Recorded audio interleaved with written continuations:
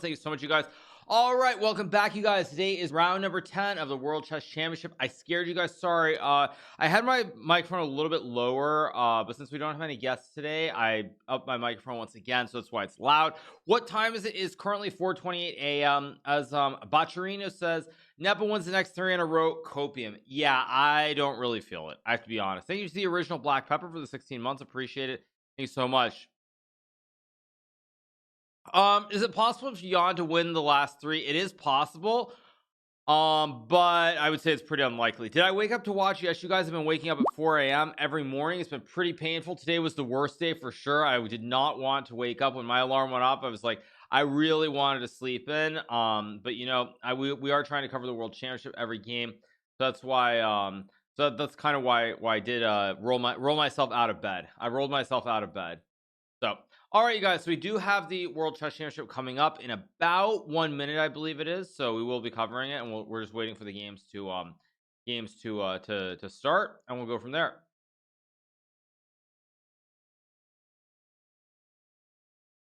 If Magnus wins today, even play the last 4 games. I believe it's first to 7.5. So if Magnus wins, there will still be another game after today. But that would be the last game. Dude, Darth Vaughn for the 20.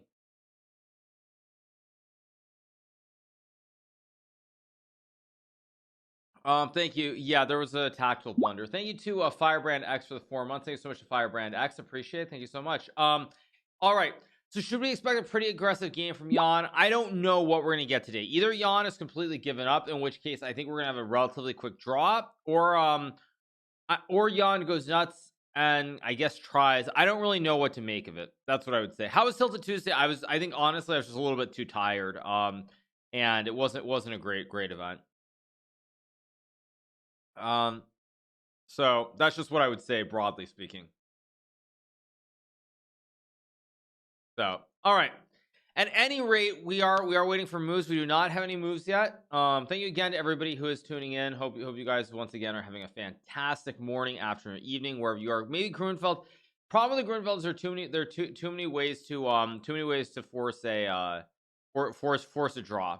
That's why I kind of don't know what he'll do. That's also why I thought the Grunfeld was kind of it was already really difficult, because with black there's so many openings that you can play, and so many openings you can play, but so many of them have sequences where white can force a draw. But yeah, we'll see. We're still waiting for moves to incoming. It's still night in LA. Yeah, it's 4:30 a.m. on the nose right now, so it's pretty early out here. So yeah. Hey, Lux for the 4 months. Also, you guys, of course, today we do have Arena Kings later on. Obviously, if the game is really short, there's a good chance I'll do 2 separate streams. But if not, we will keep rolling. So we'll see.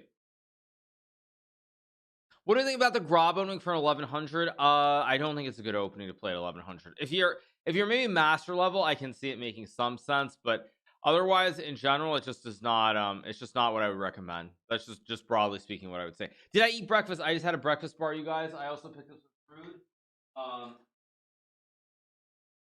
Those of you guys who are watching, the other day we did a tier list of chips. So I of course got some chips from here at TSM. I saw them just out, so I got some Cheetos and I got some Lay's. So I'll do an actual taste test review of these chips in typical Americano fashion. All right, we got E4, E5. Okay, so this is a bad sign. I'm gonna be honest, you guys. This is a bad sign. This is a bad sign. After E4, E5, this means this could be a draw.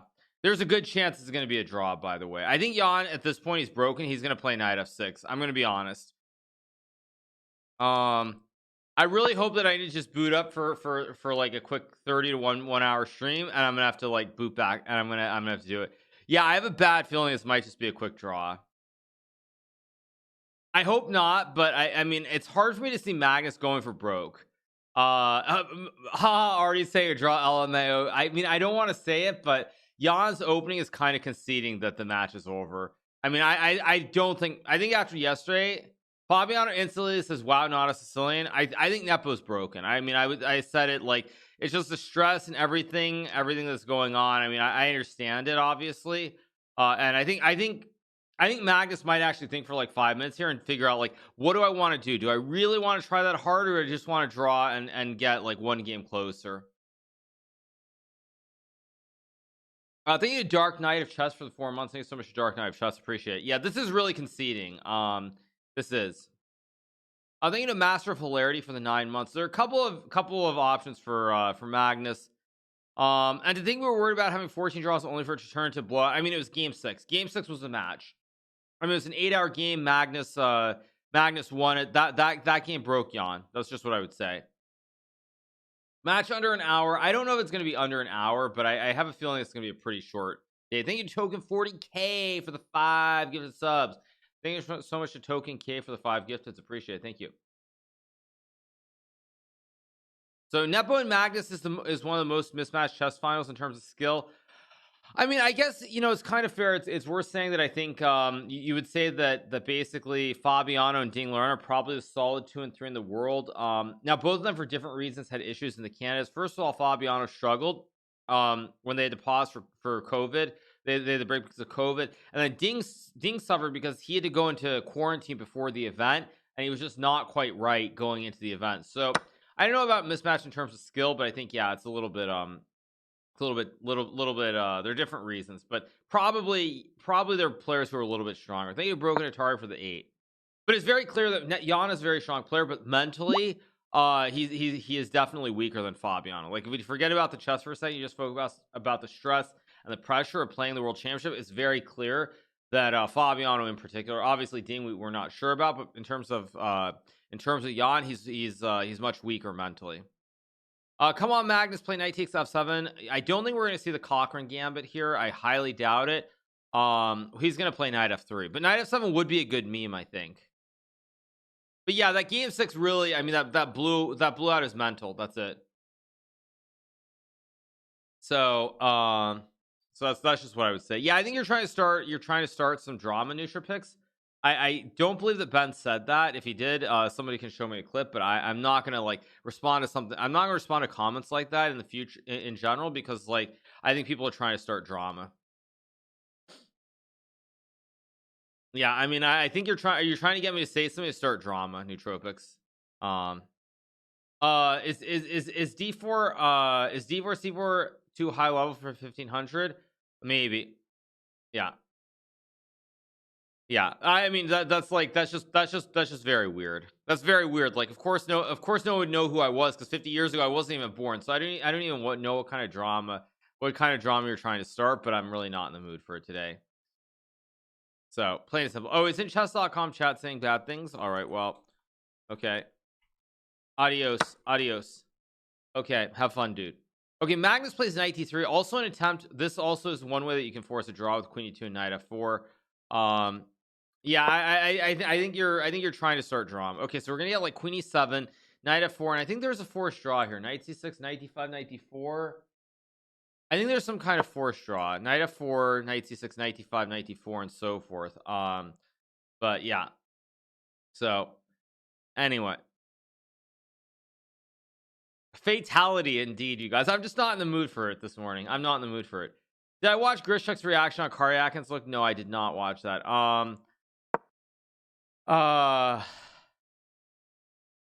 I don't normally ban, by the way. I very rarely ban people unless my mods miss things. For the most part, I don't. But I'm not in the mood for it this morning. I feel like Ollie Russ will be the next world champion. It is possible, of course. Who knows?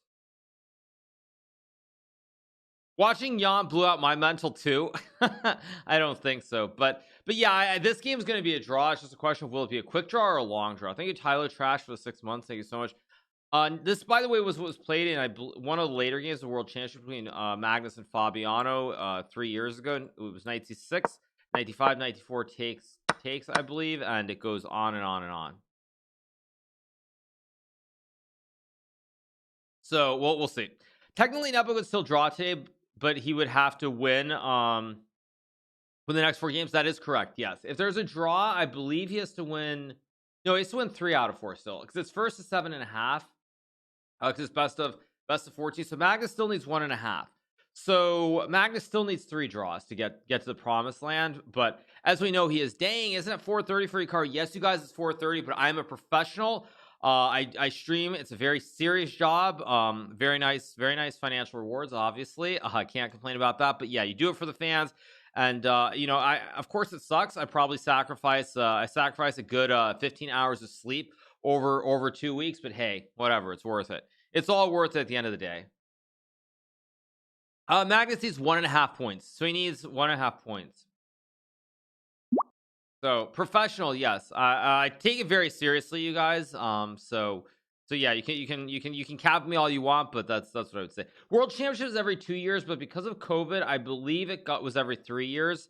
The match should have been in 2020, but there was but because of that nasty thing called COVID, it didn't happen in 2020.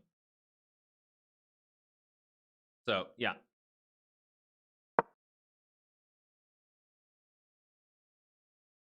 Oh, the other board is frozen. No, all boards are good. Okay, we have queen e7, knight f4, knight f6. Okay, it's funny, Jan does not play knight c6, knight d4, which is very, very dry.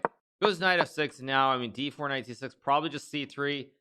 Okay, you know what I'm gonna say though? Actually, I'm gonna give you guys some good news. So the good news is I think this will be a draw, but I don't think it's gonna be an instant draw because the structure is gonna be not symmetrical here. Like white goes here, and even though queens are coming off, you'll see it's not quite symmetrical. So I think while I think this is probably gonna be a draw objectively, I don't think it's gonna be a quick draw. So we are gonna actually get a game today. Thank you, Sad Chess, for the 3 months. Thank you so much. Chess has really exploded in popularity. I mean, I think because of COVID, people going home, people were spending a lot more time on their computers, and that played a huge role. That's just what I would say. So plain and simple. It might be 8 hours draw, maybe. Yeah, I mean, Queen's Gambit obviously played a huge role as well. Both of them were big though. XQC, and the whole Twitch revival, or I mean, what happened on Twitch was amazing. Queen's Gambit, many different things. True, I got into Twitch in the chess meta during COVID lockdowns. Well, I mean, of course, this game is very dry, you guys. So I'm not really. We'll wait for moves and see what happens as we go. But what I would say about chess becoming bigger during the pandemic is pretty simple. There are a lot of people who played chess growing up, whether it's casual or serious. I think most people, it's casual. A lot of people play chess when they were young. I think during COVID, because our routines got all changed up and everything started switching, and people weren't doing what they were doing before. I think a lot of people were doing like a soul searching, I guess you could say, to try and figure out what they really enjoyed in life, or what they were looking forward to. And I think for a lot of people, they were drawn towards things they had done as kids. And I think chess is one of those things that even if people played it only casually, it was something from their childhood that a lot of people remembered.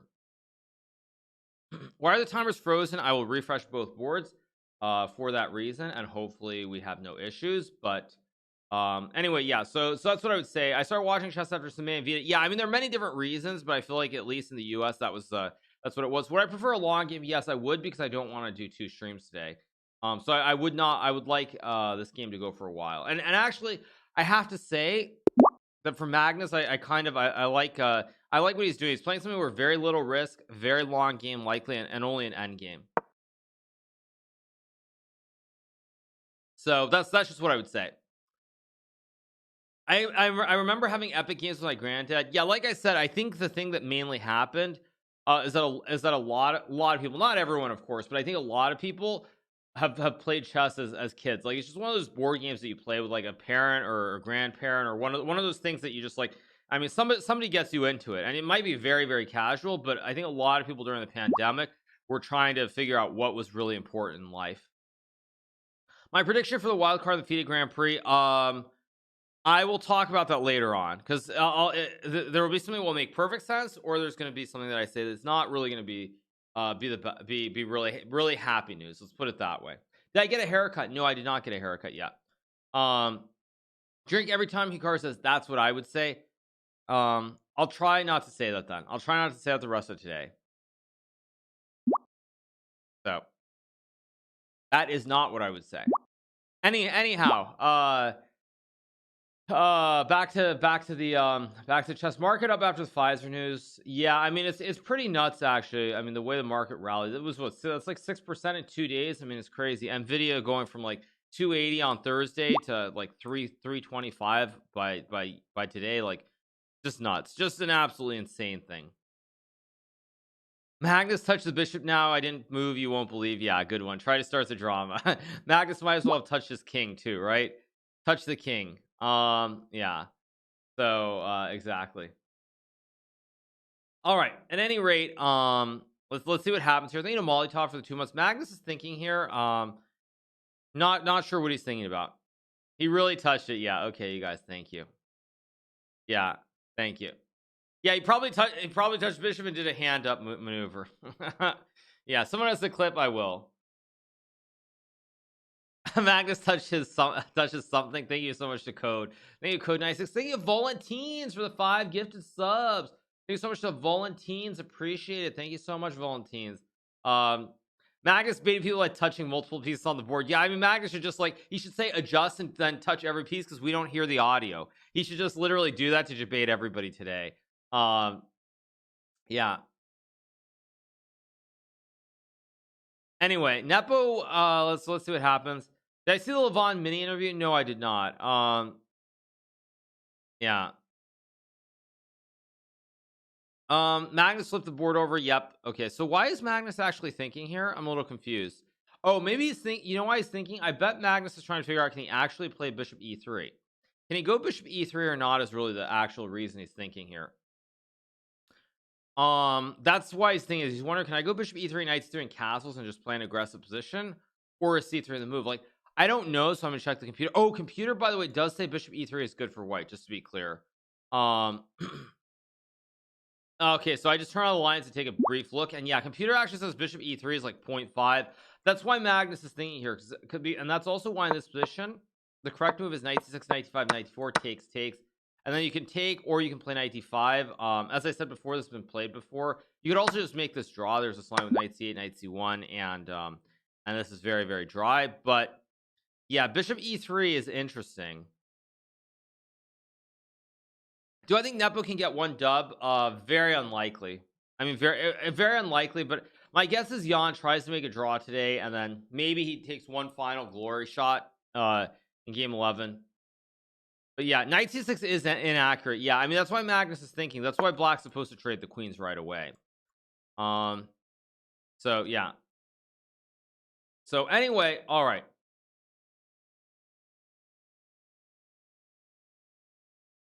So we're just kind of waiting to see what's going to happen here. As I said, bishop e3 does make a lot of sense here. Bishop e3. I mean, there's probably bishop e3, c3. But again, for Magnus, he also can't mind trading queens. If you trade queens, I mean, you're never going to lose. Just never going to lose.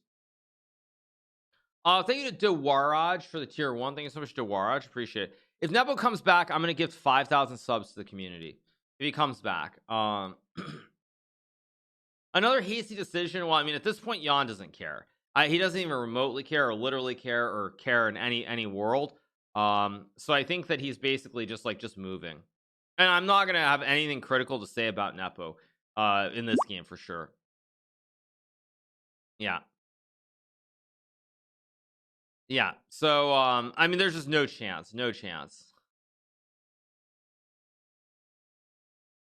Yeah, 5,000 YOLO. I mean, there's no chance. If he wins the match, I'll get 5,000 subs. So, I mean, I just don't see it happening. That's just what I would say.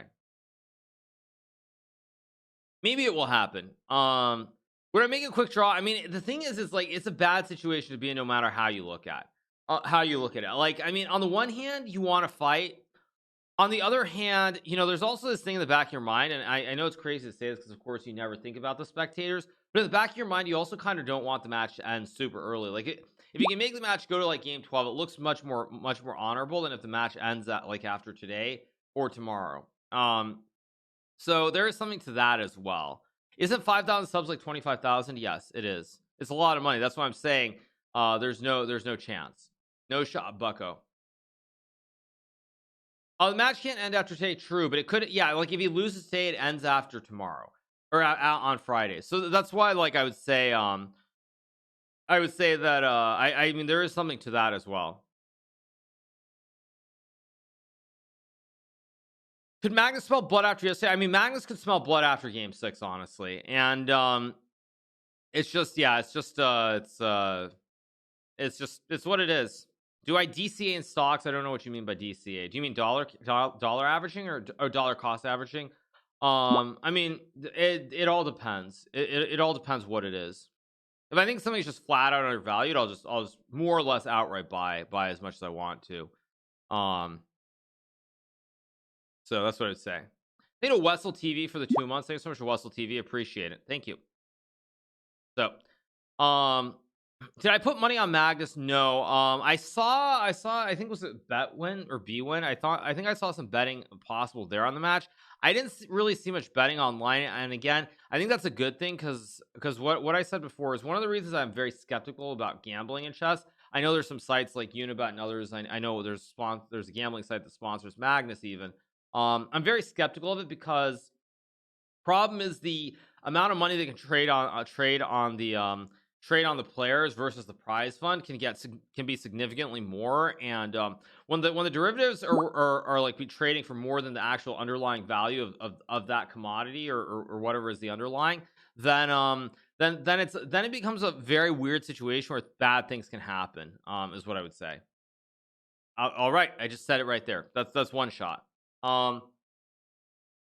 So Fabiano says bishop e3 then g5. Well, I mean that's why Magnus is thinking here, by the way.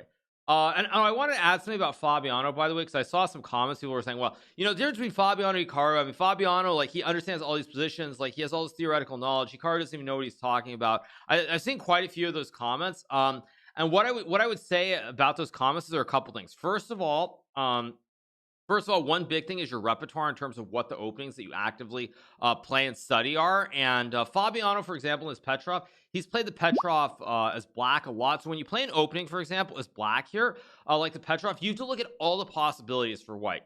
So that's why when you're looking at these sorts of openings, and like I, for example, have almost no knowledge of this. The reason I don't have knowledge of this opening is specifically because A, I don't really play the Petrov as black, and B, I don't play this knight d3 line as white. So that's why just to give you a specific example about this specific variation, why, like, when I just say I guess computer says bishop e3 is good, but I don't know it, is because I simply don't play the opening. That has nothing to do with understanding whatsoever. So that's the one little bit that I am going to add, because I saw some comments about it. It was just very, very, very, very strange. Thank you to Ariax for the tier 1. Thank you to Leon Schwartz for the 4 months. Thank you so much. Do I have any special guests today? No, today it's just going to be me. I kind of have a feeling it's not going to be crazy long either. And it's clearly not going to be super exciting. So that's kind of part of the reason. Jan threw away the championship for a move to fast queen 4. Sure, but as I would say, it's easy to be critical of Jan for that move when you're not playing. I mean, he was under pressure. It was a long game. Like, I don't think anybody really has the right to criticize him. And I think there's a certain commentator who said that that the c5 move was the worst move ever in World Championship history, or the worst blunder ever. And again, what I would say is for a lot of people who say these things, I really feel like the number of people who can honestly be critical of Nepo, objectively critical, is very, very few. I would say it's like probably if you're 2700 plus, I think you have a right to be pretty critical. If you're not 2700 plus, trying to say like it's a horrible blunder, it's the worst blunder you've ever seen, is really not is really not appropriate. That's just a little bit that I will add. Am I surprised Jan went for the Petrov? He might have gone all out. Well, I mean, I think at this point Jan doesn't want to play something crazy. Don't forget, Magnus has not had to show preparation versus any Sicilians or anything besides Petrov. So I think Jan is like, I don't want to get blown off the board. I'll just stick to the repertoire. And if it's a draw, it's a draw. Can Ali Reza say something critical? Of course he can. Like I'm saying, it's when people who are like 2300, 24, 20, even 25, 2600, frankly, for that matter, you cannot really be overly critical. You can say, sure, he's moving too fast, but saying like the huge blunder never should have happened, all these sensationalized comments, nobody has a right to say that because they're not in the situation. I feel bad because mentally he's broken down. Yeah, I mean, I feel very bad for Jan. I mean, he put in a good performance. He really has, and unfortunately, it's just one move. That means we can be critical, chat, because we're not any of those ratings. True. Do I think he should have stuck tonight? I think his strategy was right. It came down to one game, and the one game that he lost, the 8-hour game, just blew everything fell apart. Did block say 1500 level? Yeah, you can say it's like a really bad blunder, but that's not really being critical. I'm saying there were quite a few people who are acting like it's the worst blunder ever. It should never happen. How can someone at this level ever make a blunder like that? Like when you get to that sensationalized stuff, it's really, really wrong. Can Jan win the next Kansas tournament? Of course he could. I think it's unlikely, but he could. You were critical yesterday, so there's no excuse. Sure, but I'm just talking about the move itself. I'm not saying that, like, I mean, it should never happen, it's a disgrace, or all these other things, which some people were definitely saying that it's like it's a disgrace. How can anybody ever make blunders like this? So that's just broadly speaking. Imagine a 1000 criticizing Jan. Well, that's the thing. Like that's the big thing. Vishy might be a little relieved now he isn't the only one having a 3-point gap in W World's Championship with Magnus.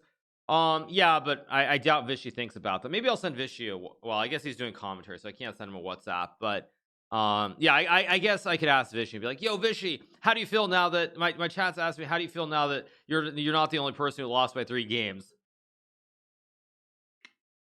Yeah, that'd be hilarious. Yeah. I also need to add, someone says I felt bad when Nepo apologized for his bad performance in the press conference. He's kind of cute. That is nonsense. I do need to be clear on that.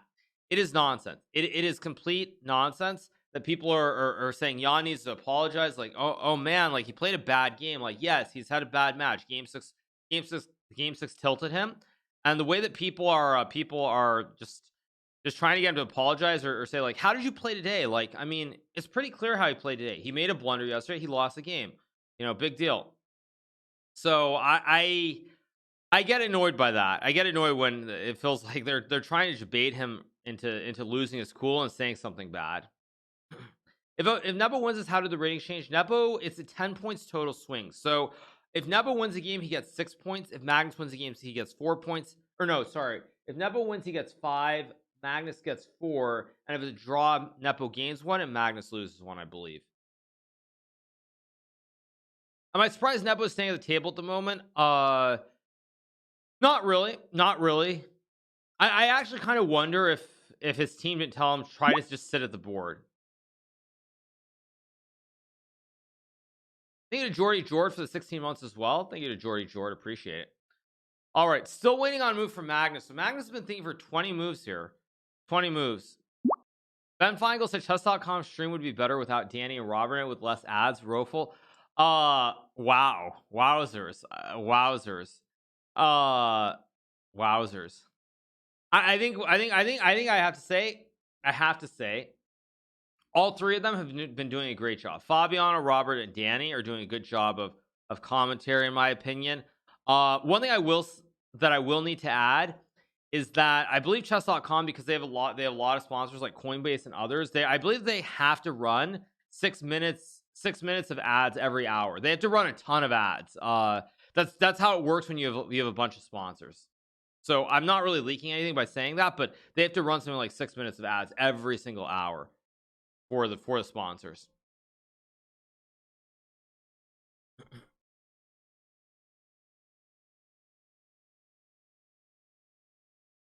They probably have contractual obligations. Yeah, I have to run ads too, but not 6 minutes of ads. That's for sure. That's for sure. Okay, so still waiting for a move here. 6 minutes of ads worse than TV. True story. They don't have to. They just sign the contracts greedy. I mean, well, it's not cheap getting Fabiano. Fabiano's a very strong chess player. Chess commentary ain't cheap. I feel like there's some meme on that, but it ain't cheap. David from Chess24 talking about, I think Pyro Mamza for the Prime. I haven't actually paid much attention to the Chess24 broadcast. I saw the Anish one a little bit, but I haven't really been watching super closely.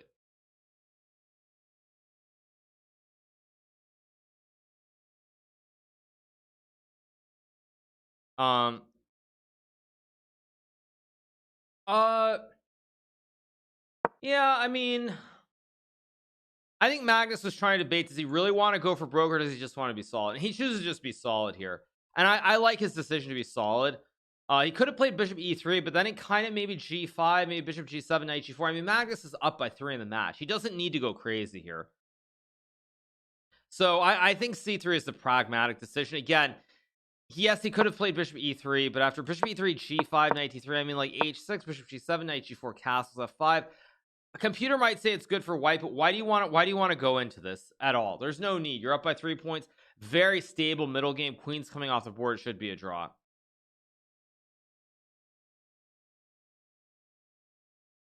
On Chess Point Worship, they mentioned that you believe that moving both knights out when they can be controlled by pawns is a blunder. What? Both knights out when they can be controlled by pawns is a blunder. Blunder? I don't know what. Maybe do they mean that it's not symmetrical here because white is a chain? I'm really confused. I assume that's not a debate, but I'm honest. I'm just confused. I don't even know what that means. Okay. But I would say I think it's a little bit dubious. And in fact, computer says it's dubious, but in a situation like this, Magnus has no interest. He has no intention of making it complicated. It's minus 0.1, so Nepo will win. Yeah. Nepo, I don't really see him winning this, but maybe he will. You never know. You never will. You never know. And anything can happen. That's what we say, right? That's the saying. So let's just wait. So we get d5 here. Yeah, this is this is a draw offer. I feel like this is a draw offer. I'm gonna be honest. This feels very much like a draw offer. I don't think Magnus is gonna try super hard. Magnus will try something. You're about to flag in a daily game. No, all my daily games have 24 hours when I checked. Wait, what?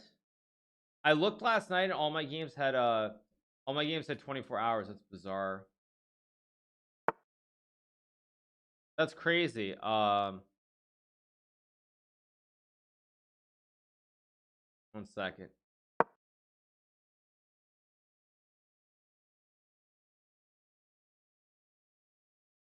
One second. Just trying to figure this out.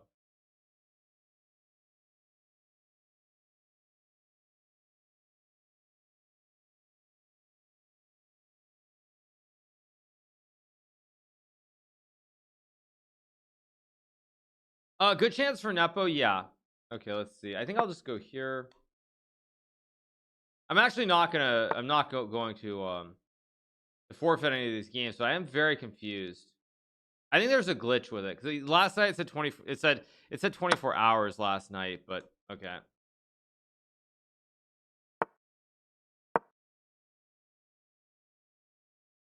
Okay, there we go. All right. So still waiting for a move here from Magnus. I think Magnus will definitely trade the queens here. They agreed to a draw. I do not believe they can agree to a draw before move 40. So let's see. Will queen e7 be played? Will like bishop e3 be played here? There must have been some kind of glitch because all my games had 24 hours when I finished up my moves last night. Okay, knight e2 played by Magnus. Queens, of course, are coming off the board here. Black can maybe play a move like bishop e6, but after takes and f4 g3, bishop h3. Looks really bad for really bad for black. So I don't expect it to happen. Can you go to the bathroom during the game? As someone in chat alluded to, they said no, you have to go potty in your pants. Good one. Anyway, Jan probably will try to just move quickly and flatten the board here. Maybe like bishop f5 here and just castle the king next move. Chat is so mature today. Yes, chat is completely mature. They're on fire.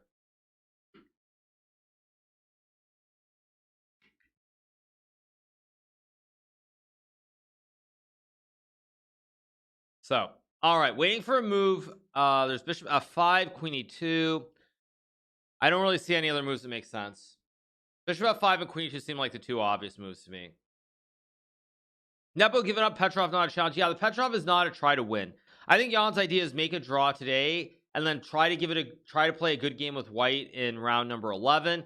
And of course, if he doesn't win in round 11, that's it. Didn't I shave like yesterday? I shaved maybe like 5 days ago, I think. was maybe 5 days ago. Why? Oh, it was my beard. My beard grows really, really fast. I do have to say. For an Asian, my beard grows way too fast. Daddy Hikaru, it's early. Where's your coffee? Oh, we don't have any coffee, you guys, but once again, we do have our fuel. Make sure to go to gfuel.com and use code Hikaru to order a variety of flavors, some up to 30% off. So make sure to go to gfuel.com, fuel up before a stream, before work. You guys probably wonder, how do I wake up at 4 a.m. every single day? How do I suffer and feel fresh as a daisy? The reason is because I have my G Fuel every morning. So that's how you keep it going, you guys. Just checked in. Are you commentating alone today? I am. Yeah. I drink gasoline.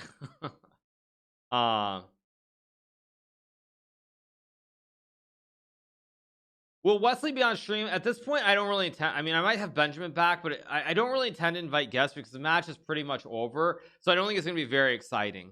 That's the main reason that at this point, I doubt I'll have other guests. Because maybe that's a good move. I mean, Jan is playing very funky chess here. Like, he goes knight c6. So I'm going to tell you guys one thing. Okay, so let's show you. I'm going to show you guys this position. So normally here, black plays knight c6 so that you get some position like this, and it's symmetrical, right? And black, and it's very simplified. So now let's go back to the game. Normally that's what black would play.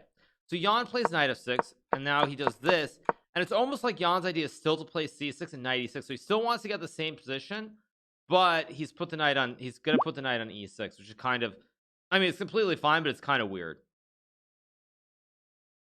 G Fuel bottle is actually water. This one is. This one is. The other one is not. This one is. This one is. The clear one. The clear one is water. So yeah. All right. In the meantime, however, we are still waiting on some moves after knight d8. Nepo's playing so fast. Yeah, he is playing fast. No, I have no comment on that YouTube video that you're asking about. No comment whatsoever. That's it. Why do I think Nepo changed his hairstyle? I don't know. Is Jan tilted? Yeah, he is tilted. What do I expect the stock market to do today? I assume we'll rally. We're probably going to rally into Friday. Is it the Fed or is it a CPI tomorrow? There's some number on Friday that I forget what it is, but there's some number that matters, and I think we rally until then. It's CPI on Friday, or is it Fed? One of them's Friday, one of them's next Wednesday. I think it's CPI on Friday, and I think it's Fed next Wednesday. Those are the only things that I could see bring the market down in the next week and a half.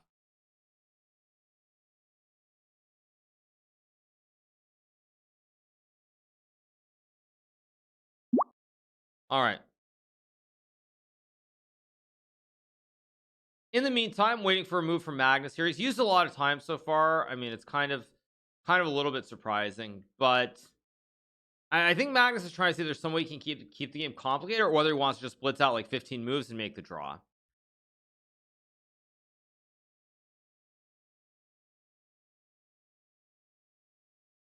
All right.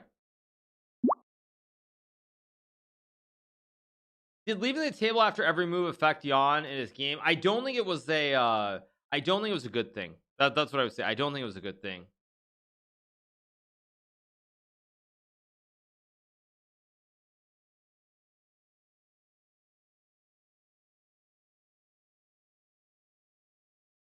Isn't Nepo signed with chess.com? Yes, he is.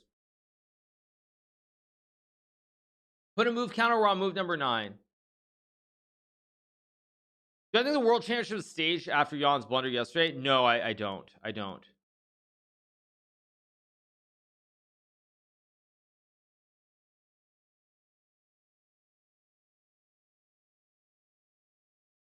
Thank you to the Dexels for the Prime. Thank you so much for the Dexels.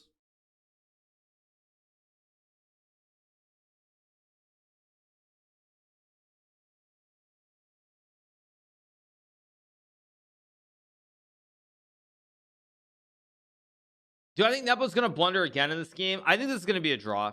That's just my honest take. I think this is very likely going to be a draw. The only question is, will Magnus try to think and create some sort of counterplay, or will he be like, okay, no, you know, why waste time? Let's just make this draw and go back to the hotel and play soccer. That's really the only the only question that I see, because We're getting a symmetrical structure here. All these pawns are symmetrical for both sides. As you see, they're exactly the same, and queens have to come off the board here. I don't see it. Am I excited? Am I excited to get back to 22 OBG? I think you mean over the board chess or something. Looking forward to it. I'm looking forward to playing the US Championship next year. Maybe the FIDE Grand Prix. Who knows exactly what, but I will definitely play over the board in 2022. Do I think MVL would perform better against Magnus? No disrespect to Nepo. Tough question. Very tough question. I mean, again, it's hard to say because Jan tilted after game 6. He was playing a great match up until, I mean, even throughout a large part of game 6, he was playing a great match. So like when you look at the score and the lopsided result that has occurred, that really isn't reflective of Jan's abilities. It's the fact that he got tilted by game 6. So that's why it's hard to really know for sure what the actual situation would be.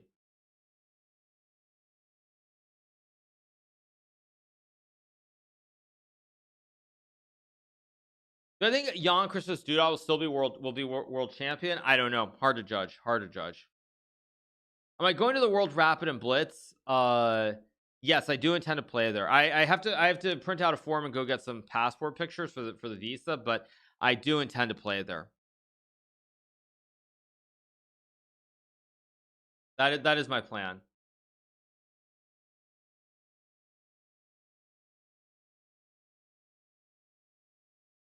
So there you guys go. Can I be nominated for the upcoming Grand Prix? Yes, I can.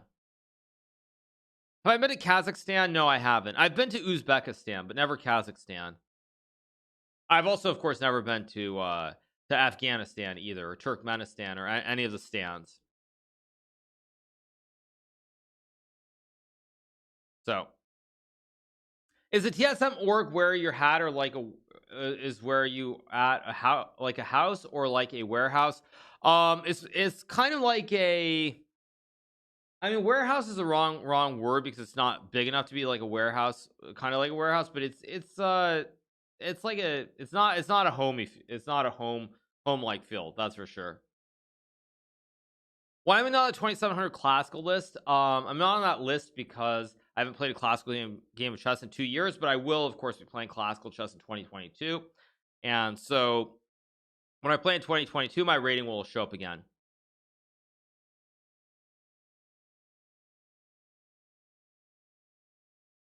Am I moving to LA long term? Fairly unlikely.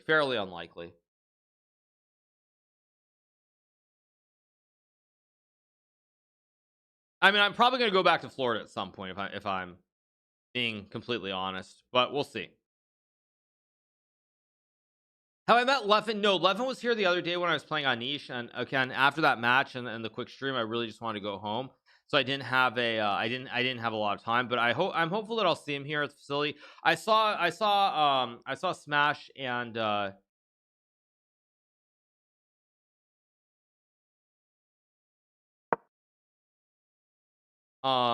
I saw the Smash computer set up in the other room, and so hopefully they'll be back and I'll have a chance to play and talk with Leffen.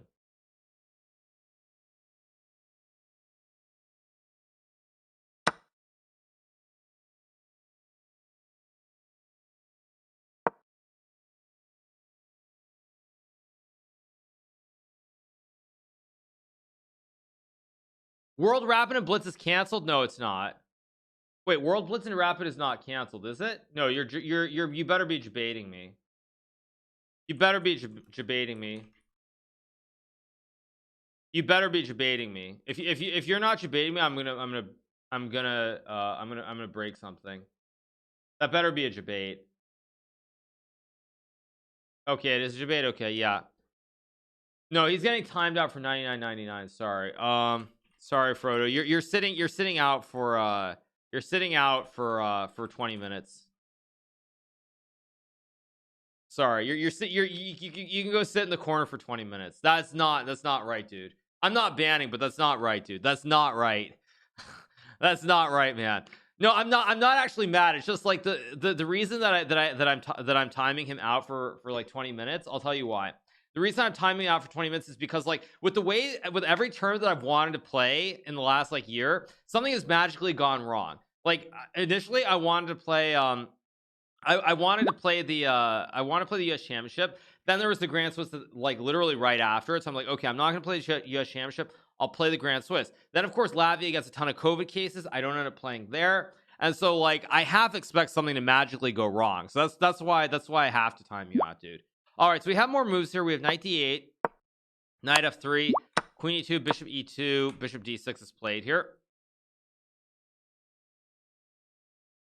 Yeah. Probably you go bishop d3 here, try to prevent black from taking the diagonal towards b1. Again, tempos don't really matter so much because queens are off the board, so it's a very symmetrical position. It is true, check Rakesh Kulkarni.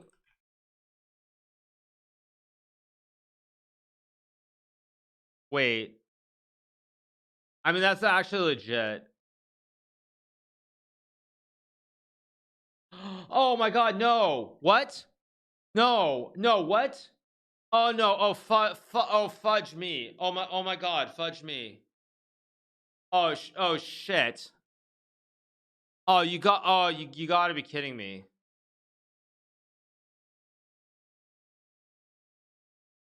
Oh,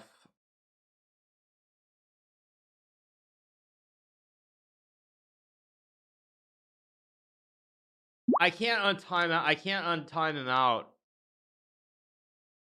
Okay, part of my English, but oh fuck me. Seriously?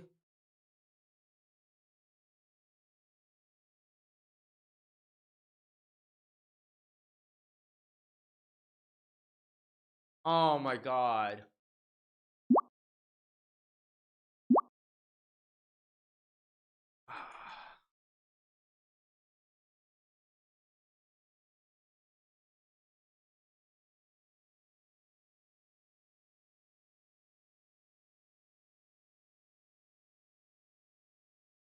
Oh, I mean, oh, come on.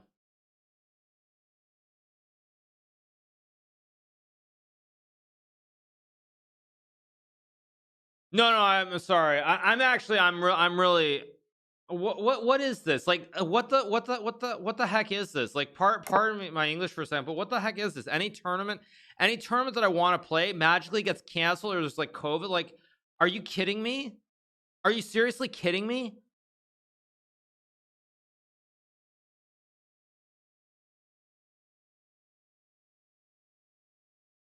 This is ridiculous. I'm sorry. I'm gonna actually tilt right now. This is like, I literally, you know what? This is like the universe telling me I cannot play chess. Like, the universe is literally telling me that I am not allowed to play chess. How the heck does this happen? This is like insane. This is completely insane.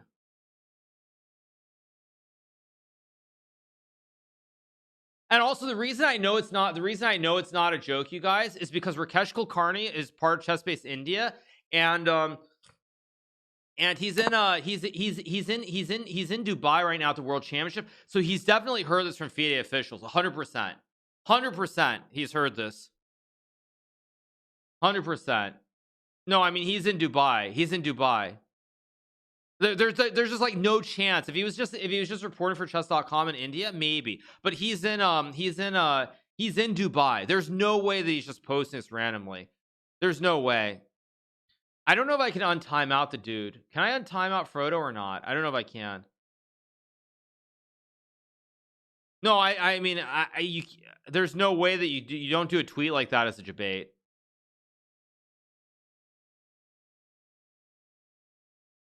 Oh,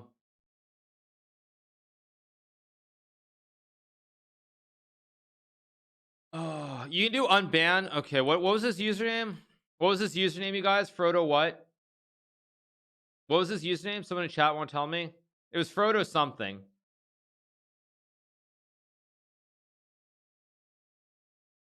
It was Frodo the Ferret. Okay.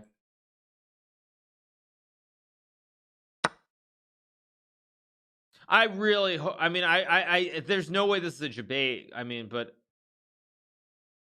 this can't be a debate, can it? I mean,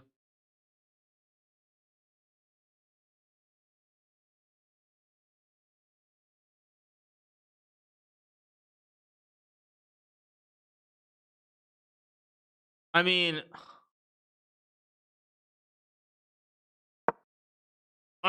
okay. I'll wait for an official. I'll wait for an official one, but I don't think it's a debate.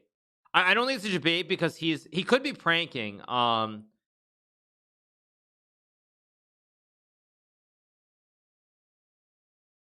Was the account hacked? Maybe. Oh, someone tweeted rest in peace, Frodo. Yeah, look at the Rocky. Rest in peace, Frodo. Oh man, that's so good. Rest in peace, Frodo. That's a good. Oh man, okay, let's go back to the game. Okay, that's really good. Yeah, that's so good.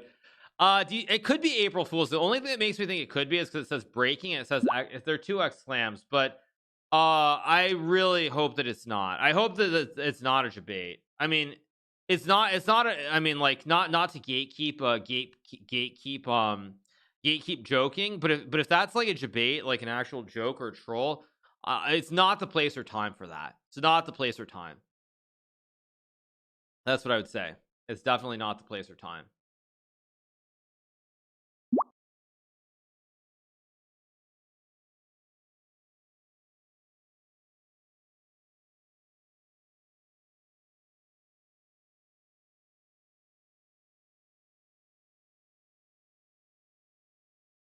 He isn't the person to joke usually. No.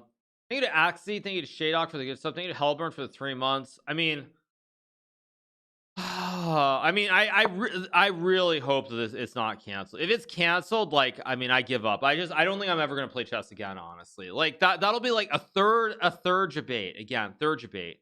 No one else tweeted, nor not FIDE, nor chess.com. Okay. Um, yeah. I just mean, if this is getting canceled too, like, I should just never. I mean, I don't think I'm ever gonna be allowed to play again. It's ridiculous. I really, I really, I mean, I don't know. I don't know. Don't worry, the Grand Prix will definitely happen. Well, I mean, yeah, someone is that's probably gonna become a big topic on Twitter, so I'll just have it on my other monitor. So, I don't know. I don't know. I mean, maybe it's just a travel bans because of Omicron or something. I mean, Marcus sure doesn't care about Omicron, but I don't know.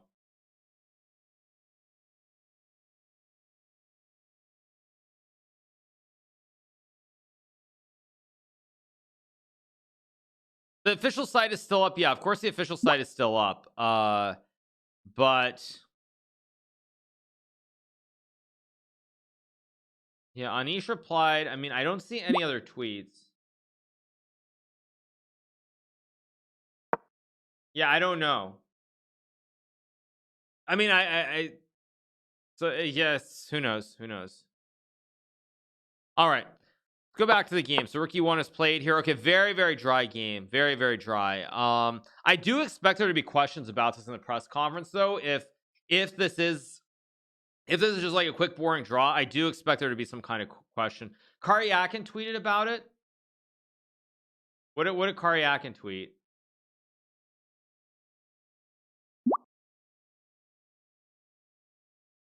What just happened? Oh, tweet deleted.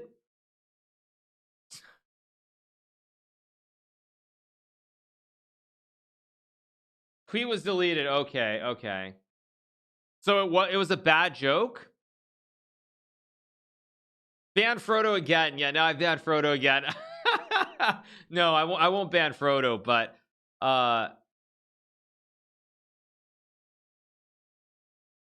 sorry, I'm looking at Twitter because this game is not really keeping me close. Yeah, okay, so it was just some kind of bad joke, I guess. I mean, that's really weird, but okay. Need a boxing for the 8 months. Thank you so much. Yeah, no, Frodo, nothing happens, but I don't understand that at all. Okay. Or maybe he wasn't allowed to leak it yet. Maybe that's true too. Okay, well, I mean, I'm sorry. I have to send an email. Sorry, I have to send an email to make sure on this. 1 second. Let me. I'm sorry that I'm on my other monitor, but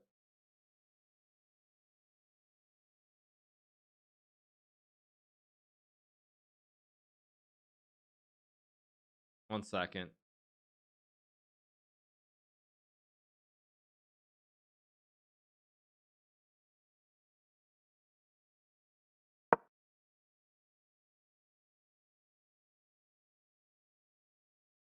Okay, I just sent a one-line email. All right, what do we have here in the game? What do we have in the game? Castles, bishop d3, rook e1, trade 96 here. You probably lost a bet and had to tweet that. I mean, that's not something you tweet though. You don't just tweet something like that, because that's very, very serious.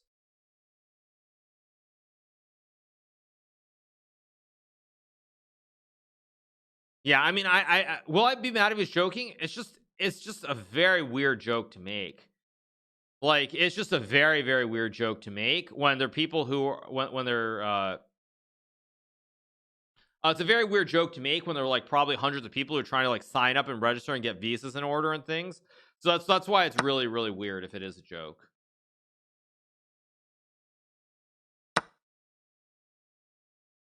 I don't think it's a joke. I actually don't think it's a joke because he's in Dubai. So he's in Dubai. So that's why I actually assume it's not a joke. If he wasn't in Dubai, if it's just like in India and he tweeted that, I could kind of see it. But but the fact that he's in Dubai and he's obviously talking to people, so yeah, we'll see. He left his phone unlocked, so someone tweeted it.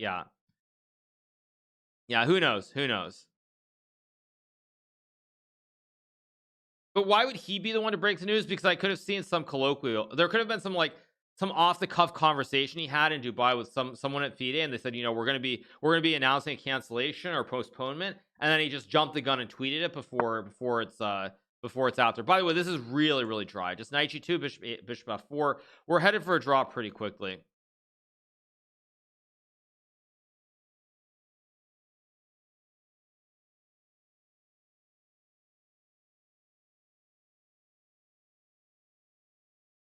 So that's broadly speaking.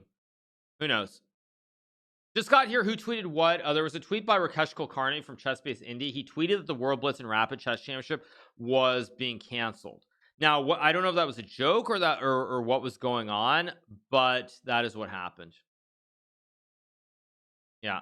Jan may blunder any time now, definitely possible. Sorry, he's the head of Chess-Based India too, by the way. Not Chess-Based, sorry. He's the head of chess.com India, sorry. My bad.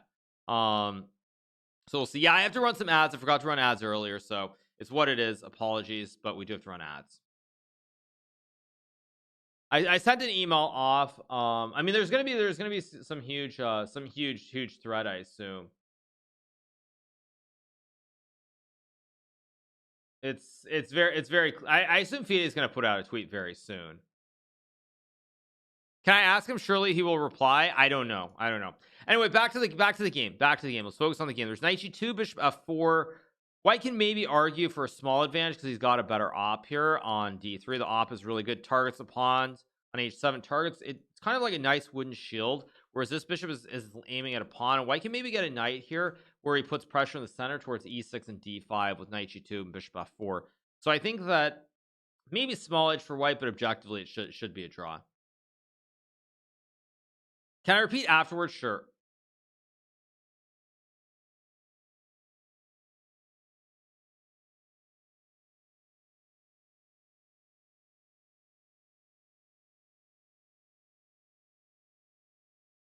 He deleted the tweet. Yeah, I know he deleted it, but that still doesn't really reassure me at all.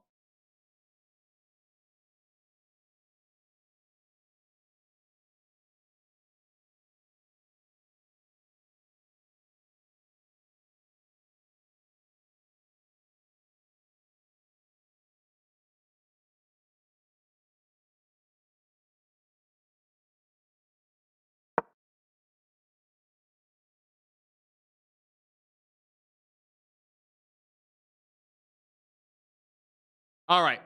Can I talk about the tweet again? I think it's Schnecki for the prime as well. Magnus is going to play knight 2 bishop f4. Yeah, there's a tweet by Rakesh Kulkarni. He's the head of chess.com India. And he did a tweet saying the World Blitz and Rapid is being canceled. And he did that. And as soon as we started noticing and talking about it, tweet got deleted. So I don't know what that actually means. I don't know what that means. It was confidential and he jumped the gun. FIDE will tweet about canceling soon.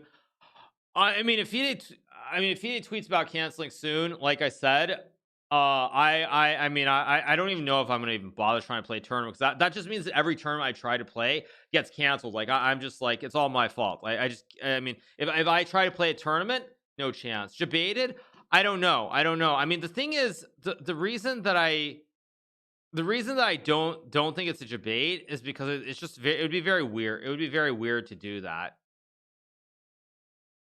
But we'll see. We'll see.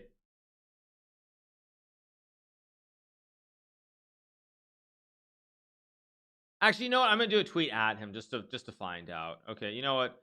Let's just do a tweet. Let's just do a tweet.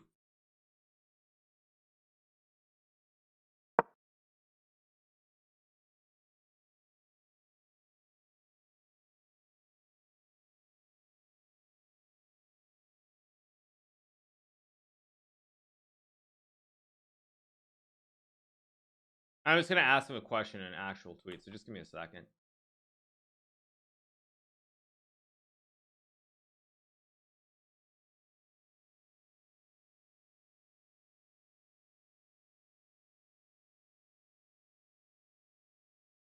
Just give me 1 second, you guys.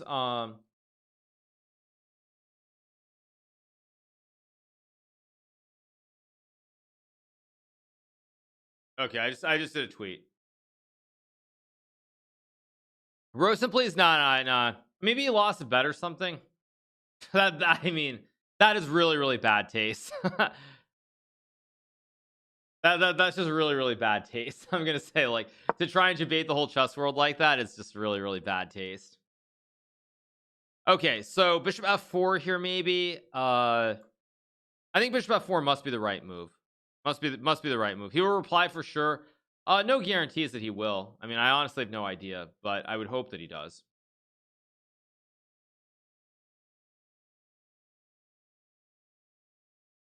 Bishop g5 is the right move. I mean, bishop g5 and bishop f4 both look fine. Really, the only question is how hard does Max want to try to play? You can also go f3, king f2, and then bishop f4, because f3 cuts off the squares in the center, e4 and g4 for the knight. So f3 and then bishop f4 actually makes a lot of sense too here.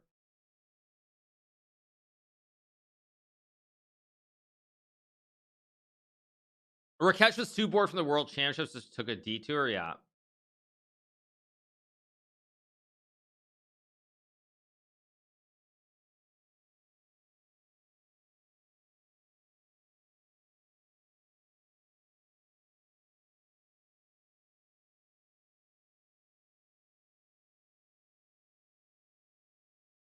All right.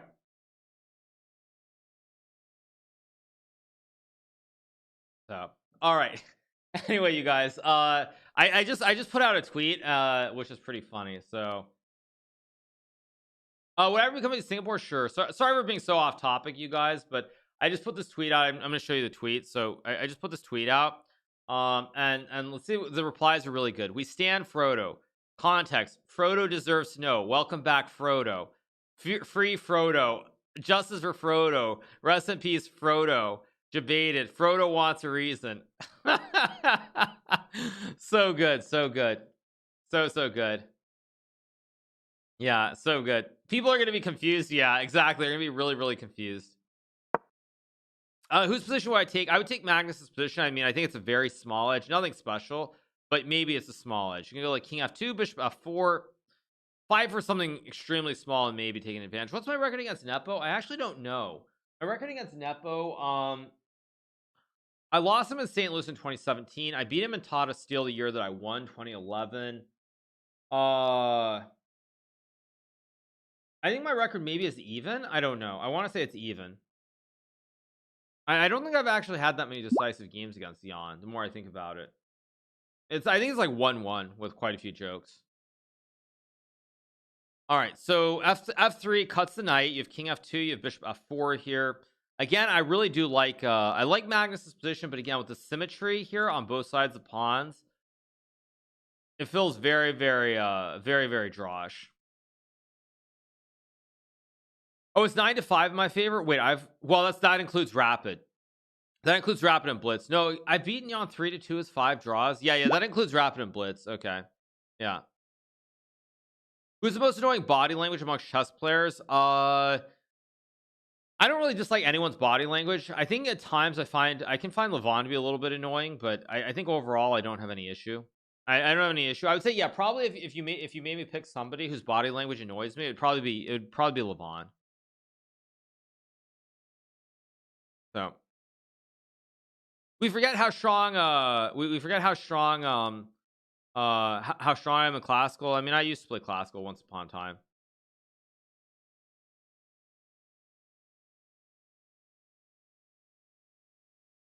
So yep.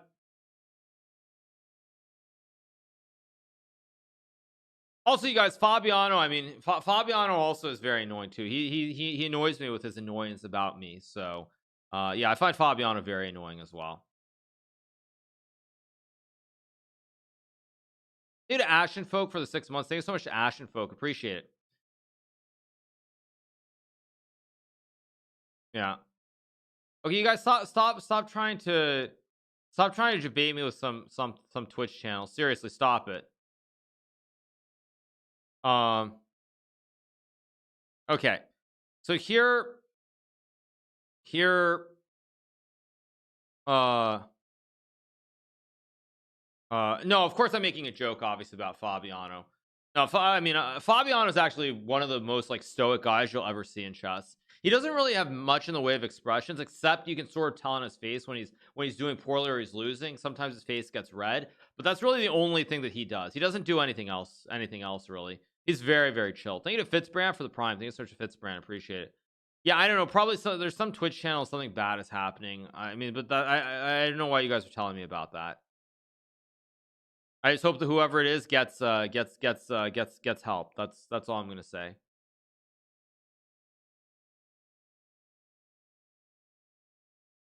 So I don't have any self-control when I do facial reactions. But the funny thing is I have played a lot of poker, and when I play poker, I don't have expressions. So it's all relative. Do I think it's gonna be a draw? I think it should be a draw, but again, the game can go on. I mean, Magnus can play Bishop D2, Rook E1, Knight F4, like it goes on. I'm not actually angry today. I'm not.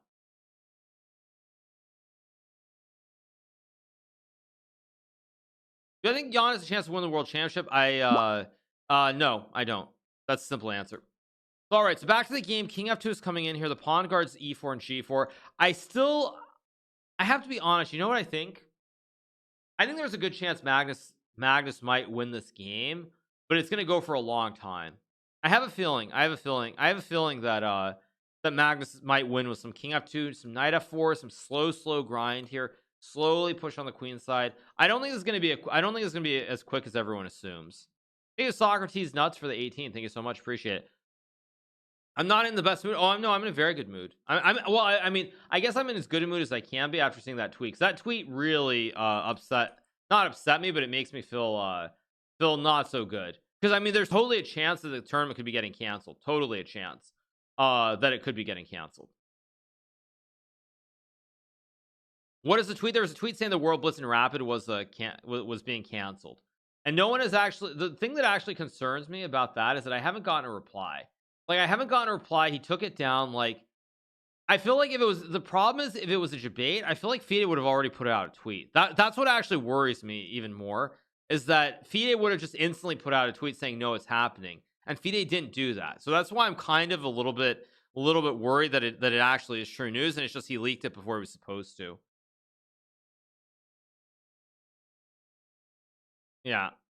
Yeah, that's what worries me about it, is that I think what happened is he accidentally leaked it before he was supposed to. Like that's why I'm also probably just in a bad mood right now, is because everything jives up for that. So we'll see. We'll see at any rate. He isn't replying because he leaked.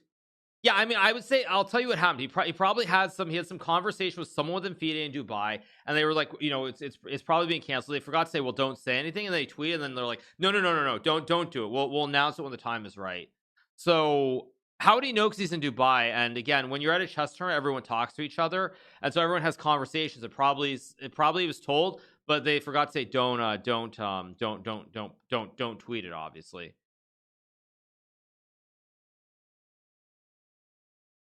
But it's gonna be a fun day, because we're gonna know one way or the other. But I am gonna say this: if it is canceled, I'm gonna be crushed. I'm gonna be crushed if it's canceled, because again, like, wait.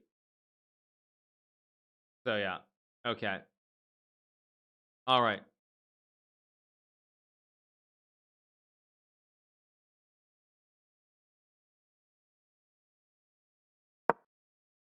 So anyway,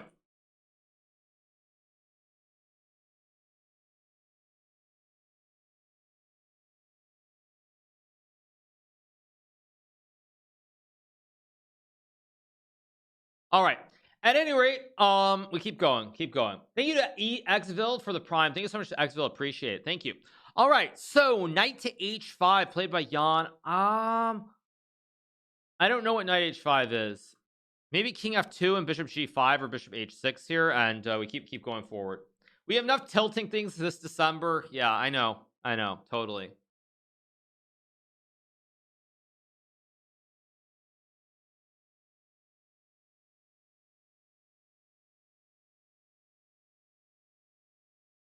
Did Jan get canceled? No. But anyway, we keep going.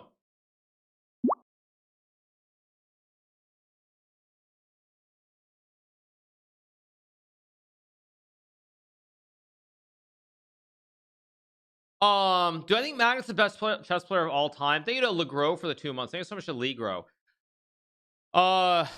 Yeah, so I guess king f2. I don't know if Jan's idea, I guess, is Jan wants to go, I guess, bishop f5. He wants to trade off and get his own knight to f5. I think this is the whole point of knight h5. This is actually an operation you can see a lot in the Berlin. So let's go back to the start of the game. I'll just show you guys another line, and this is the reason you need to know common themes, because you can have this Berlin variation. Well, let's just say you castle, I play knight f3, and you got positions like this, for example, where at some point you end up going knight g7 and bishop f5 to trade off the bishops like this. So this is one of these variations where you trade off the bishops with the knight g7. So actually, Jan's idea is to play it very similarly, because the structure is still the exact same pawn-wise, to go knight g7 and bishop f5, which I actually really kind of like here. Thank you to Gongor for the 4. Although there might be g4. I mean, there might be some g4. I mean, I guess king f2 knight g7 is also playable, but still, if white goes bishop f4, trade c6 g4, h4 h5, good knight, still feels a little bit better for white.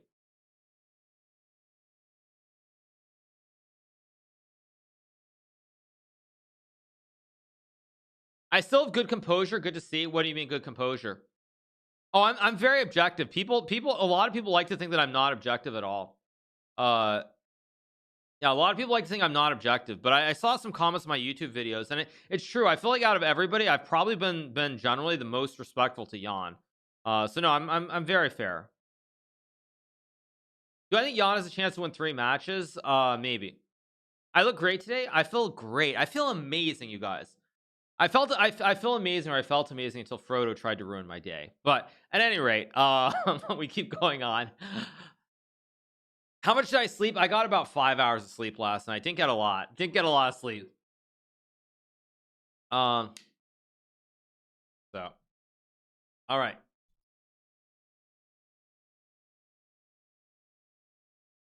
Come play chess in Israel. I've been to Israel before. All right. So what do we have? No more moves here. Still waiting on some moves. Probably like Magnus will either go king f2 or g4. I don't know which one he's going to play, but one of these two moves should be played. Do I sleep well before matches? Sometimes I sleep great. Sometimes I don't sleep great. It's a mix. It just depends how easily I get on a schedule. That's what I would say. Do I sleep midday to compensate? Usually I don't sleep midday. Sometimes I do.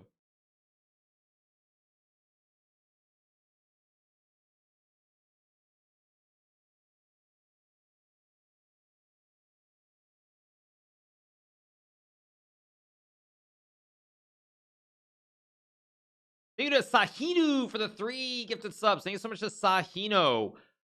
Thank you so much to Sahino. Tifu started playing Fortnite the other day. Yeah, maybe I'll just maybe I'll send Tifu a DM and ask him if he wants to show me some skills, teach me some skills. Did they stamp your passport in Israel? If so, you can't go to Dubai. I don't believe that's true. Also, that was my old passport. Yeah.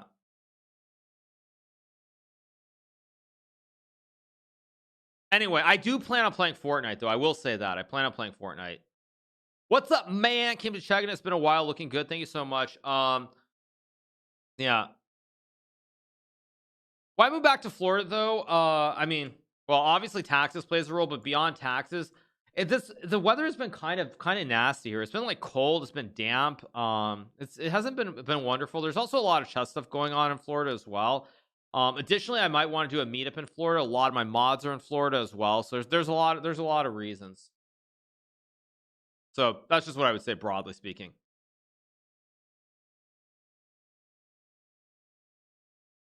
Oh yeah. Also, someone asked questions. The amount of decisive games this World Championship make you more optimistic about classical? Here's what I'm going to say, you guys. When you look at the YouTube metrics, all the views that like Levy, Gadmator, and myself are getting on our recaps, and then I look at the concurrence when we get towards decisive points in the match, it's very clear that classical chess is still relatively fine, but only when there are blunders and only when you have decisive games. Like if you look at game 6, game 8, and 9, like there was a steep upward trajectory in my viewership as soon as someone made a serious mistake, or it was starting to get the advantage was starting to become fairly big for Magnus. So I will say that, I mean, that's kind of the thing. If you have classical games, if you have decisive games, classical chess is still doing very well, but you need decisive results. That's kind of the catch-22 to all of it. The price for skipping the press conference is 80k euros. There's a tweet about it. Holy Jesus. Wait, what? There's a tweet. Let me see if I can find it. Someone want to send me that tweet?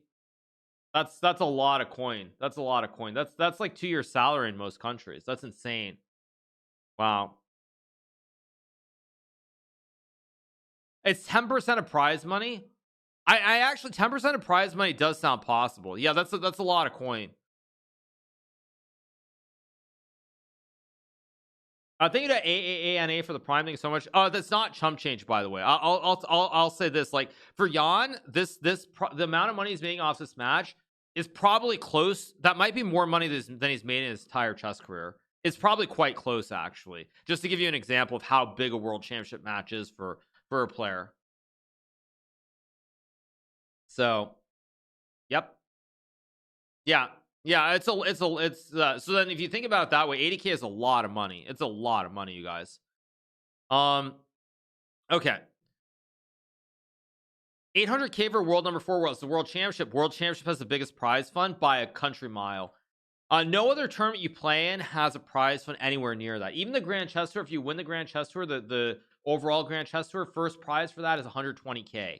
And they actually raised the prize fund. So first place, for example, in Croatia last year was 75k when Shakar Mamedov won the Grand Chess Tour event there for classical. But like that's like 2 or 3 events that have 75k. US Championship is 50k, but most events are a lot less. So you see, like right there, like that, the World Championship, if you get to the World Championship, you make more money than you could have made in your whole career. It's crazy. Oh, maybe it was 90k. Maybe 75k was the old number. I don't know, but at any rate, that's what it was.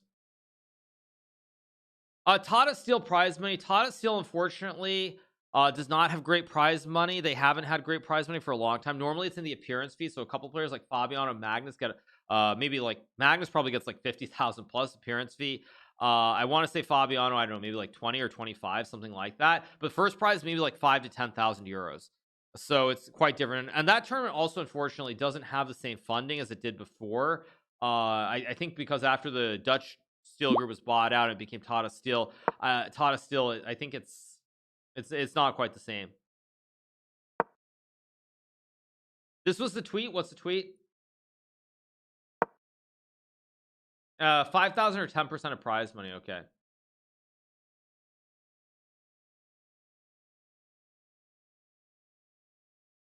Okay, so Bishop F4 is played. It's a trade. So we're gonna get trades, takes. Still very equal. I mean, I guess you take it, you go 96 here, trade the knights. Because this knight is really, really well placed here on F4. It's perfectly placed. So something like this should happen. So good chance that you made more streaming than chess all time. Yes. So to answer your question, yes. Yes. Yeah. Yes. I mean, that's the simple answer. Yeah. Which is sad for the game of chess. I will say that. It's very sad that there's not more money in chess. Alireza won't play Tata Steel because of the fund. I don't want to say much about it specifically, but I think you already can tell what I said, what I inferred about basically that they don't have a huge budget for that event. And it's tough. It's tough. Thank you to Brick for the 2 months. Thank you so much to Brick. Appreciate it. No. Thank you. Appreciate it.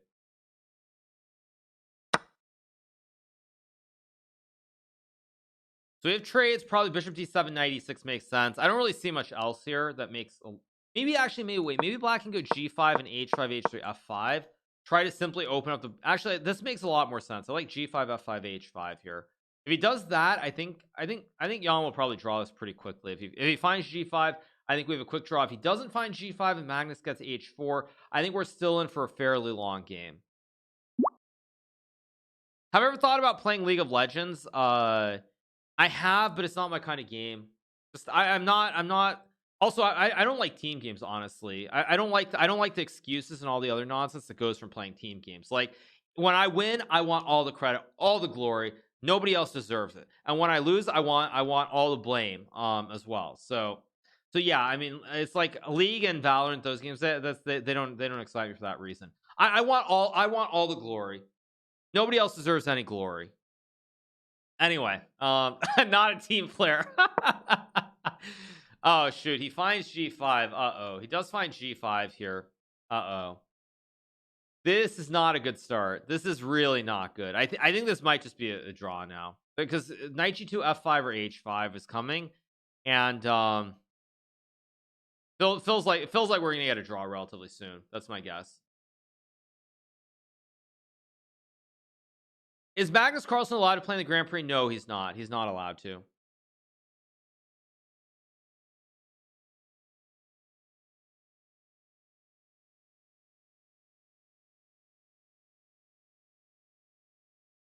Am I American by chance? Yeah, I'm here for in America, you guys. Here in America, we have great food, like some potato chips, which are right next to me. We got like Jack Daniels from the great state of Kentucky. Kentucky, I think it is, or is it Tennessee? Actually, maybe it's Tennessee. It's the bourbon. The other bourbon comes from Kentucky, but yeah. No, I'm American. Of course, I'm American.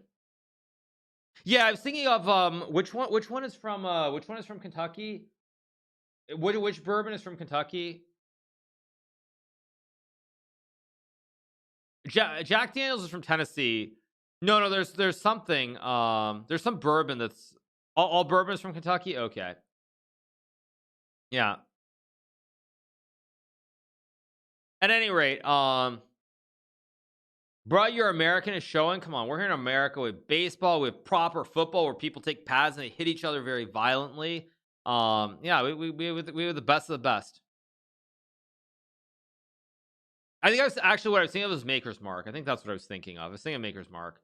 Am I from Tennessee? Because you're the only 10 I see. Good one. No, but I do love Tennessee. I've spent a good chunk of time in Nashville and also in Memphis, so I do like Tennessee. I like the South personally. I do. I know a lot of people like to say it's terrible, but I like the South.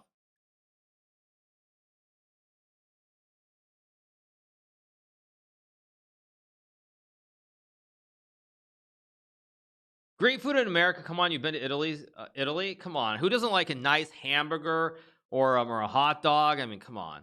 Pizza as well, like proper American pizza with proper pepperoni. I mean, come on. Chicken wings, great stuff. Great American food. Great American food.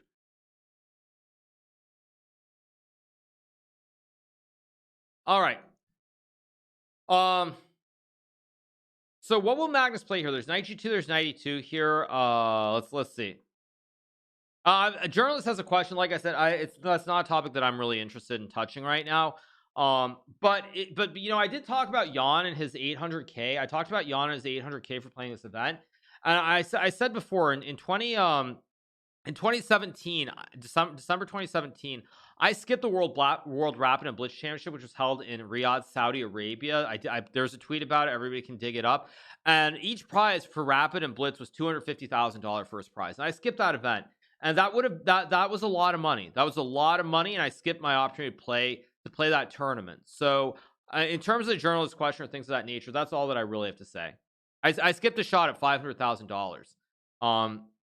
So it's 250K per tournament, and I skipped it. So that's what I would say. Why did I skip it? You guys can go. I mean, do I have regrets for it? No, I don't have any regrets whatsoever. Yeah. There's a tweet. Someone will dig up the tweet that I posted about why I didn't play. But that's all that I need to say.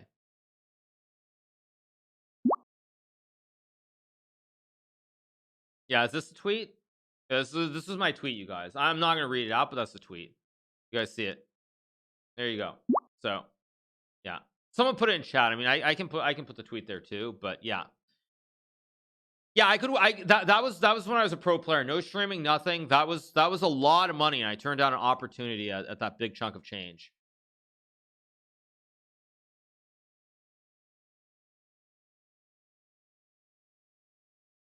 Who's made more money in their career, Magnus or XQC? Obviously XQC, not even close. I mean, it depends how you value Magnus or his family shares in the Play Magnus group, but XQC's made way more money than Magnus. Not even close, I think. Not even close. I mean, I think XQC like makes way more money than Magnus. Way more money. Not even close, actually. Not even close. Thank you to Honor Kid for the tier 1. Thank you so much to Honor Kid. Appreciate it. Yeah, XQC is a god. What can I say? I mean, the guy's just a god. He's just a freaking god.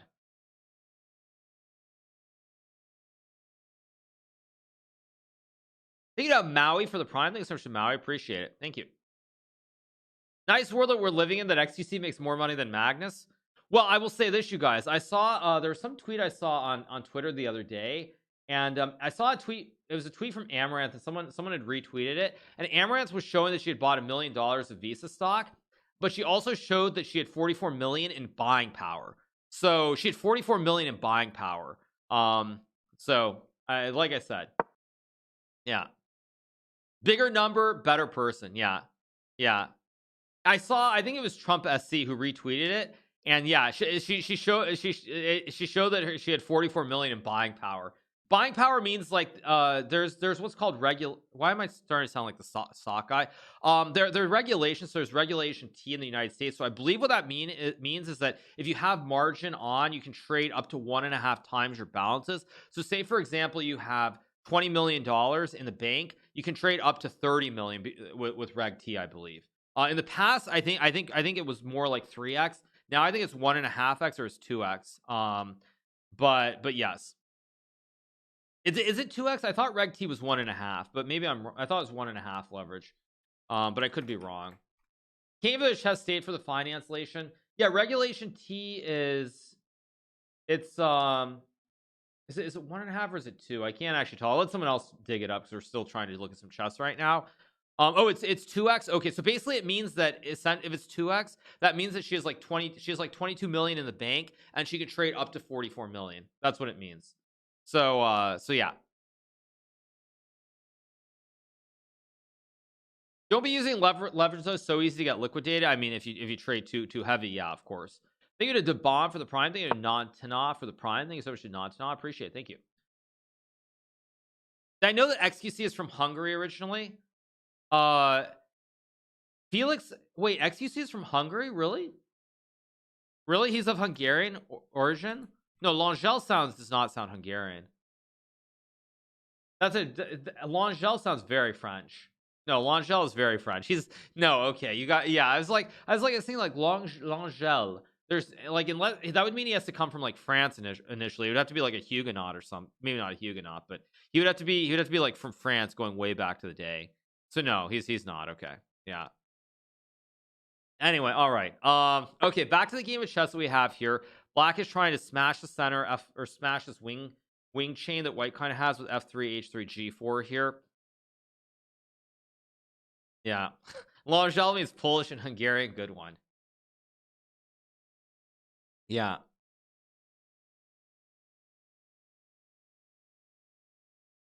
Still no blue light. Oh, right. Okay, you guys, I'm gonna take a short break, go use the restroom, and then you'll see some blue light. Give me a second. Some proper blue light. Okay, so give me a minute. I'm gonna go use the restroom. We'll be right back.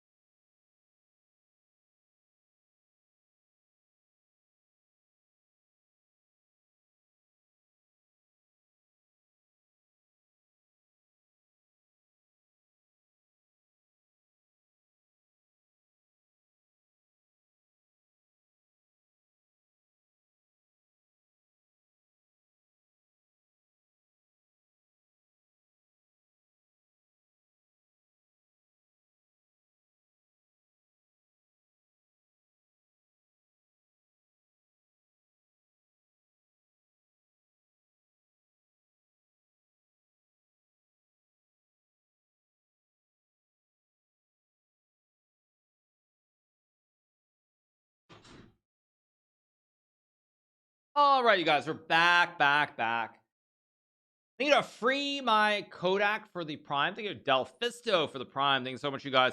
Good morning, Hikaru. Yeah, once again, I went out in the hallway, so the blue light turned on. It obviously is 6 a.m. It's 6 a.m. in the morning here at TSM, so I'm the only person who comes in at these hours. Nobody else is ever here, so that's why the blue light is generally not on.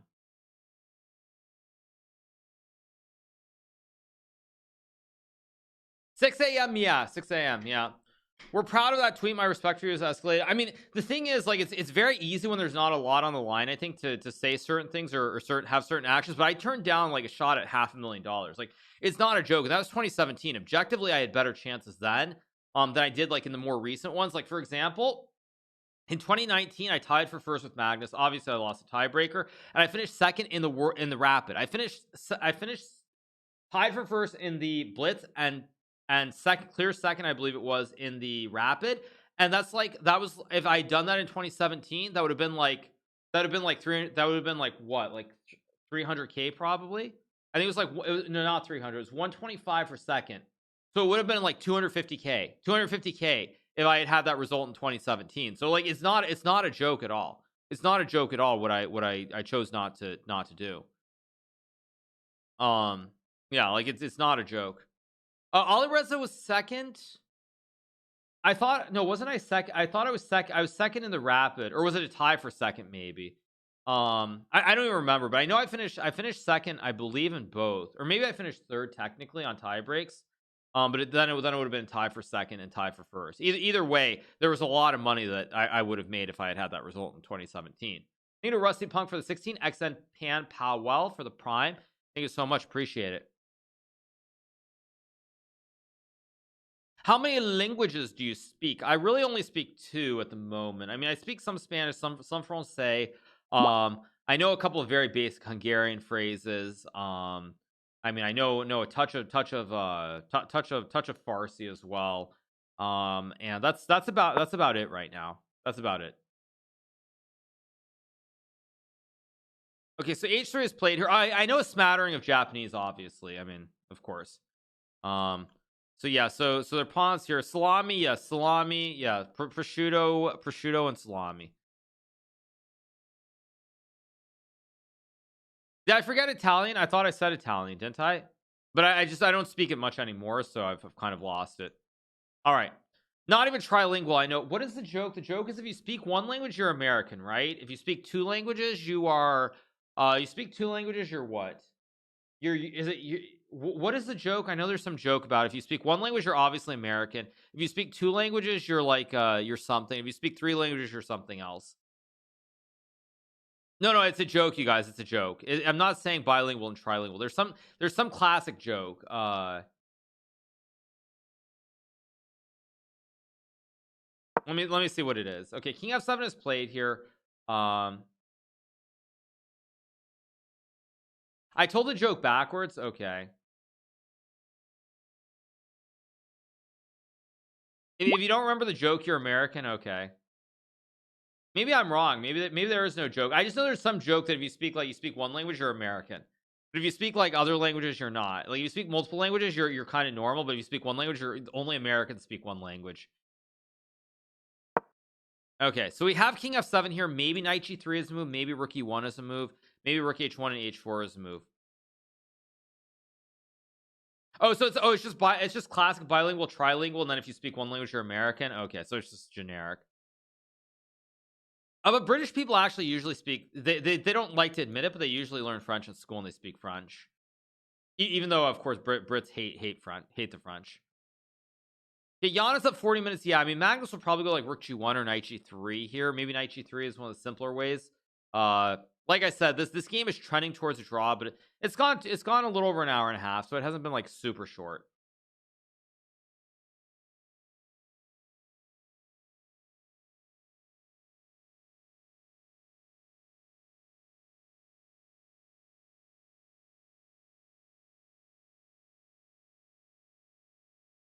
So, anyway,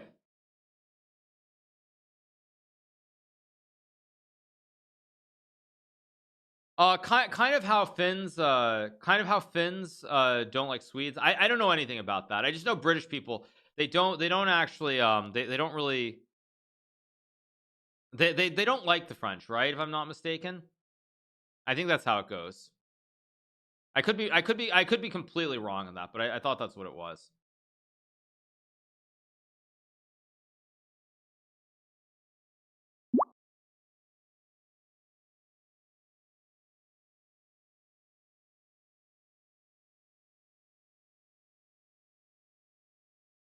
All right. So black wants to go h5 here and attack the white king side, the white pawns here, like h5 maybe rook h8 as well. Try to put a lot of pressure here. Yeah, that's what I think.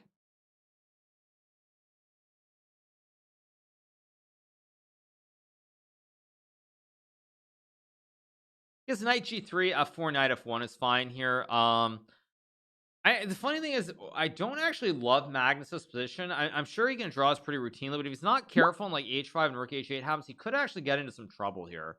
I could see that happening.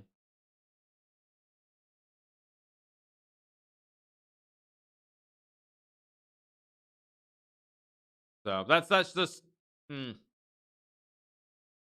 I tried to learn Russian. I tried to learn a little bit many years ago, but it just, I don't know. It wasn't as natural for me. So yeah, it never really became my thing. I feel like this is a draw. It's a draw. Well, the thing is, from the start, Jan decided he would be solid, and Magnus, I think, just figures, well, I mean, he's already down 3. I'm gonna win the match no matter what. Maybe it's a little bit weird to try and just crush him here when like Magnus is not gonna lose the game. Like he's just not gonna lose the game. Engine is leaning towards black advantage. I mean, it's completely fine, but it is just like a touch on the edge. Like if you just get careless for like 1 or 2 moves, so you play like a3, h5, like you get careless for 1 or 2 moves, maybe it can become something for black. Magnus won't let it become something, obviously, but I mean, rook h1. Oh, rook h1, h5 is minus 0.5. So actually, the chess-based engine is bad, and my instincts are right. Okay, my instincts are right. Okay. Interesting. Yeah, I mean, objectively, it is a draw, though.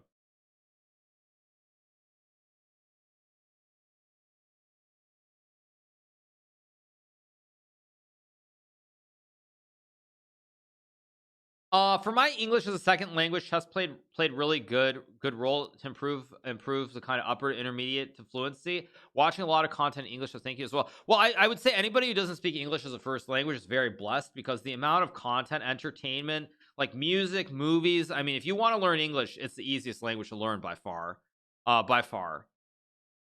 So no, 100%. Like if you just think about music, the most popular music videos and songs, they're always in English. Like if you really want to learn English, it's the easiest language to learn. Learn American, not English. No, but American is a little bit different. A little bit different. Yeah. I mean, English is everywhere. No, I mean it's easier. I mean every movie, all the big movies are always in English. Like I mean, if you really want to learn I mean, you're so blessed if English is language you want to learn, because you have so many resources. It's just everywhere. It's not easy. No, but I'm saying if you have the work ethic, you really want to learn it, just from watching movies and listening to music, you can learn it more easily than anything else. Okay, we have rook h1 played here. I guess Magnus wants maybe h4, maybe knight g3. Again, I expect Jan to kind of sit and make the draw here. The Jan's prep team made him play not his regular style. Well, the style was fine. He has not really been in trouble in the Petrov, honestly. If we look at his losses in the Petrov, he's been completely solid. No issues. In fact, I mean, honestly, every game with black, he's been fine. It's just game 6 broke him. Like, realistically, this match, Magnus should be ahead by 1 game, not 3. Because the problem is the way game 6 went, it broke Jan. He completely collapsed in 8, collapsed yesterday at 9. So the score isn't really reflective, I would say, of like the opening choices or the overall balance of the match.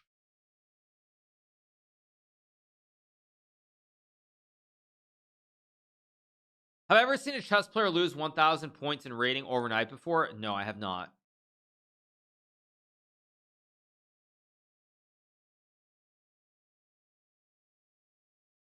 So I would say the opening choice have been good by Jan. I mean, after game 6, of course, you can say what you want, but overall, he has not lost these games in openings. He's gotten good positions. Game 6, he had a good position. I think his openings have been fine. What I would have liked though is I think yes, he should have played the English earlier. I think trying to basically hammer Magnus and just break through in that anti-martial Spanish was a mistake. I think he should have probably switched sooner than he did. But that's the only real thing I would say about his trainers or his team that I would critique. But overall, I think overall he's gotten good positions. You can't really be that critical. I'm thinking of cool 2K for the 5. I was thinking of Marcos Felipe for the 6. Is World Blitz and Rapid canceled? I don't know. All I'm gonna say, there you guys go. I did it again.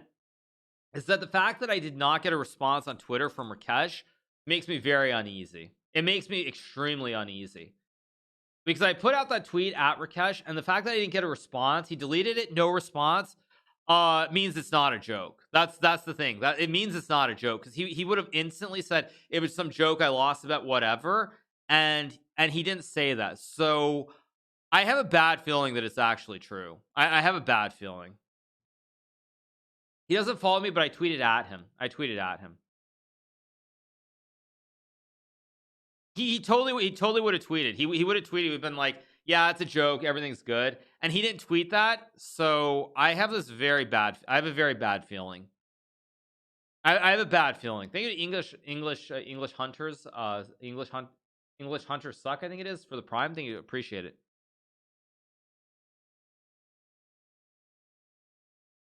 Did someone type Gork? No.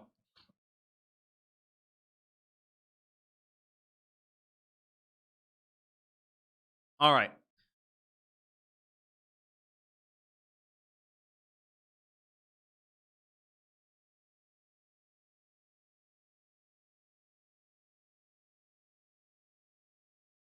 Do I think Jan didn't risk it enough? No, I think Jan's play was good. I think Jan's play was great. I think his play was great. In game 6, I mean, the game 6, just a couple of little moves, I mean, a couple of moves changed the course of history, honestly.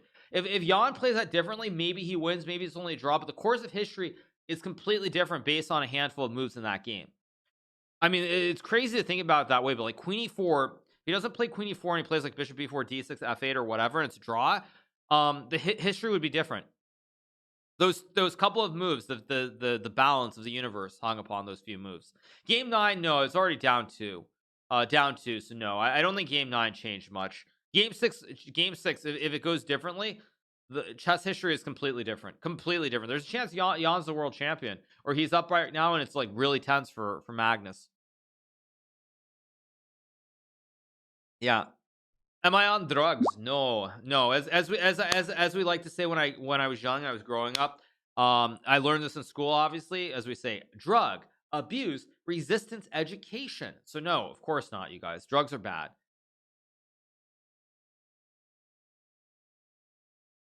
So actually, does Dare even still exist, you guys, or not? Because I really don't know if it does. It still exist? I have to say, like, it's like, that really does make it sound like a boomer, but does Dare even exist anymore? No, it still exists, it looks like. Yeah, it still exists. Everyone I knew in Dare did loads of drugs. LOL. Okay. Yeah. Good one.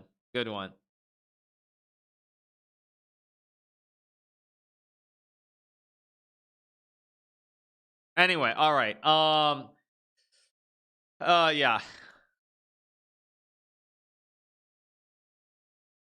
Okay, let's see what will Magnus play here. H6 is played. He can maybe H4. I guess H4 you just lose a pawn, so you don't really want to play H4 here.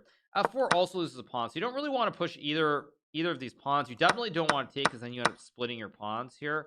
So you don't want to do anything with the 3 pawns. You can't really push this. I mean, this pawn is fixed, so you can't push any of the pawns. You can't push. So these 5 pawns are all fixed. Maybe go B4, A4. Feels a little bit questionable. You can also maybe do something else. Is it possible this game isn't drawn? Yes, absolutely. Like if H5 is played here, definitely. Do I care about badges before names when reading and answering comments? Not really. If I see certain highlights, of course, when I see certain highlights that that kind of certain things stick out to me, but in general, no. Why can't you push the pawns to the left? Yeah, you can go like b4, but I mean, again, I think black will just sit and maybe just like wait. Like, you got some position like this, and yes, you have the pawns push, but what can you do now? I mean, even a5 a6, not that I like it, although I guess now you can rotate, so maybe that's not so good. Yeah, maybe b4 is a good move. I don't know.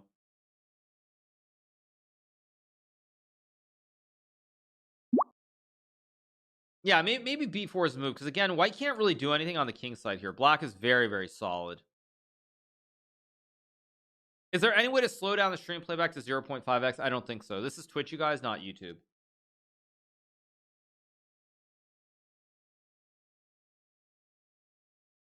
Just reroute the knight. White, because I mean, if you go knight g3, there's now f4, and now there might even be h5, and black can try. Although there is h4 right away, so it can't be right. Maybe knight g3, f4, knight d2 makes sense, because now you have h4.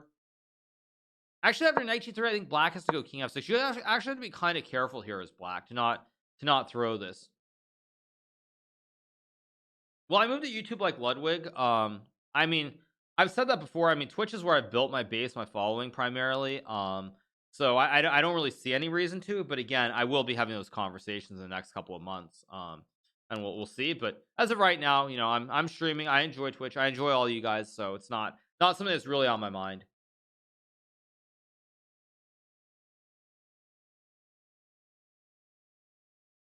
I came from YouTube, by the way. Thank you. If I was offered 20 million, would you? Again, no comment on that. I mean, I think what I would say is that I did it again. What I would say, I've been saying that a lot. I think that, you know, you see what people offer. I feel like Twitch is trying really hard to push chess as well. So, wait, was that for? Oh, actually, wait. No, this actually wait. I thought this was a bad move, but it's not, because h6 is hanging. Sorry, not bishop f5. Yeah, no, if you take, there's check actually. So no, this is completely fine. I at first I thought this was a blunder, but it's not, because you have bishop g6. I always say no comment and add a comment a lot. Haha. Yeah. No, this is fine. Probably just king f6 here. I think king f6 is what I would do, and very dry, very, very dry position here. Very, very dry.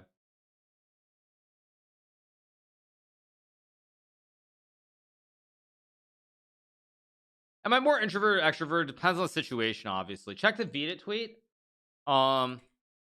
Wait, there's a Vita tweet.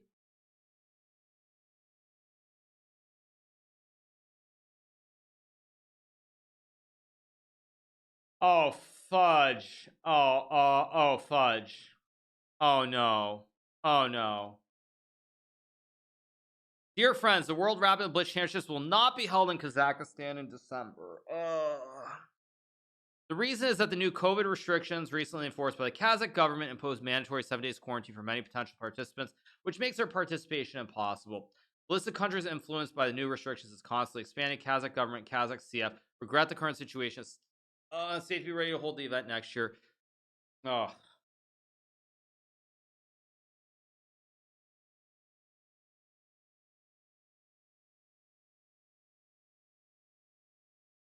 All right, you guys. There you have it. There you have it. There you have it, you guys. There you have it. Yeah, I just noticed in my email I got it as well.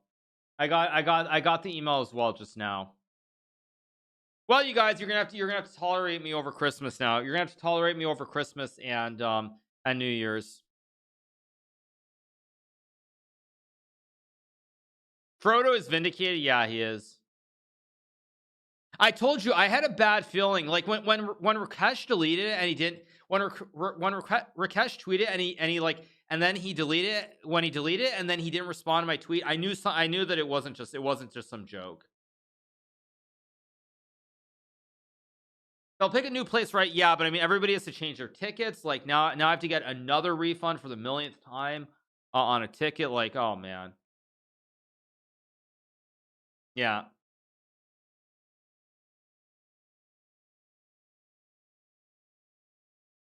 Yeah. I mean, like I said, what is it? Like I mean, every tournament that I wanted to play, Something's gone wrong. It's like I mean, I'm just not allowed to play chess apparently.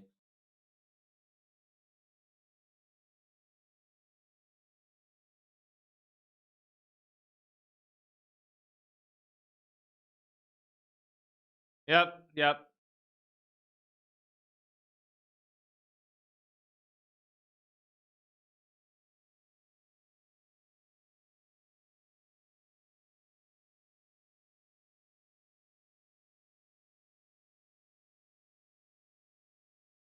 Yeah, I'm sorry, guys. This is actually very disappointing for me. Can I play it somewhere else? No, there's no way. There's no way. We're 2 weeks out.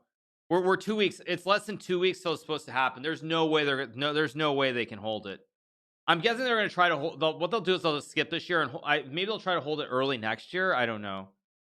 Our chess, Hikaru chicken's out of tourney probably. Yeah, this is also my fault magically. Maybe it is my fault. If I don't play a tournament, if everything happens, it's fine. If I register for a tournament, obviously something goes wrong and they can't hold it. I'll move it to the USA. Yeah, right. Are you crazy? The US has also made their regulations much harder too. There's no chance. It's gonna be it's just not gonna happen. It's too close. We're talking 2 weeks or less.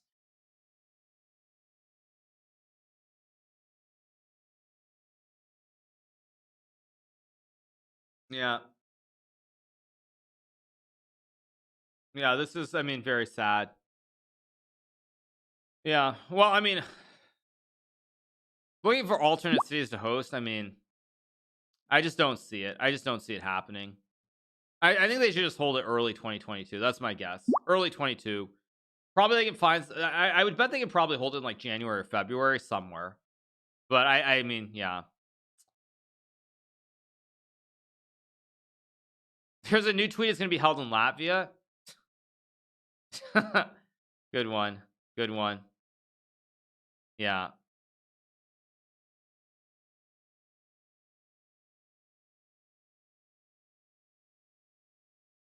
Yeah. I'm sorry, guys. I'm just kind of. I don't know. I'm just depressed. You know, the Omicron scaring everybody. Yeah.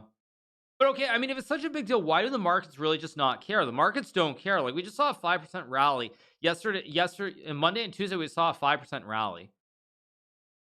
I mean, we saw a 5% rally in the markets. Like the markets went down 5% specifically because everybody was worried about it. So I don't know.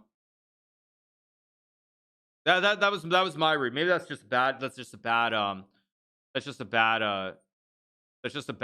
that's a bad reference. But yeah, they're divorced from reality. Okay. All right, you guys. I guess we keep going.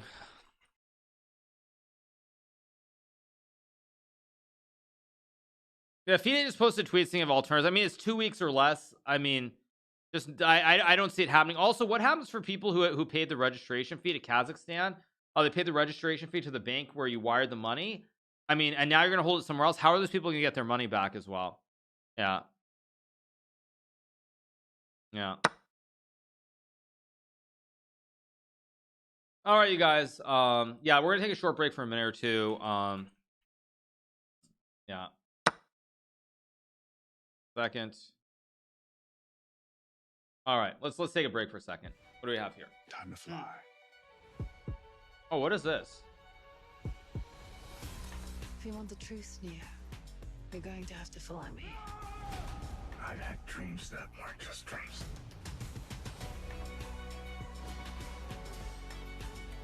I needed a Christmas miracle. And just like that.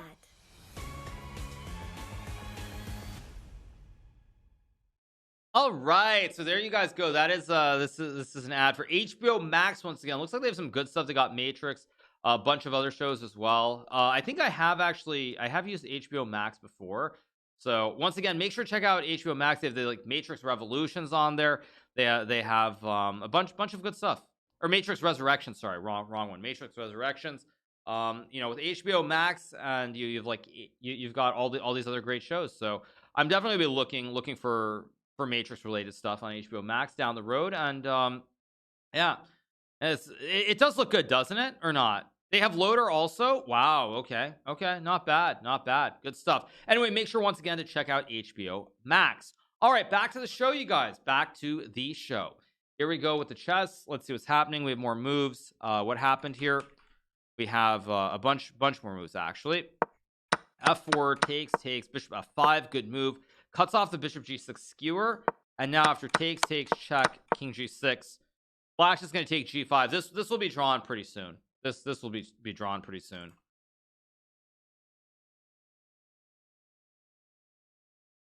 Yeah, I think this will be done.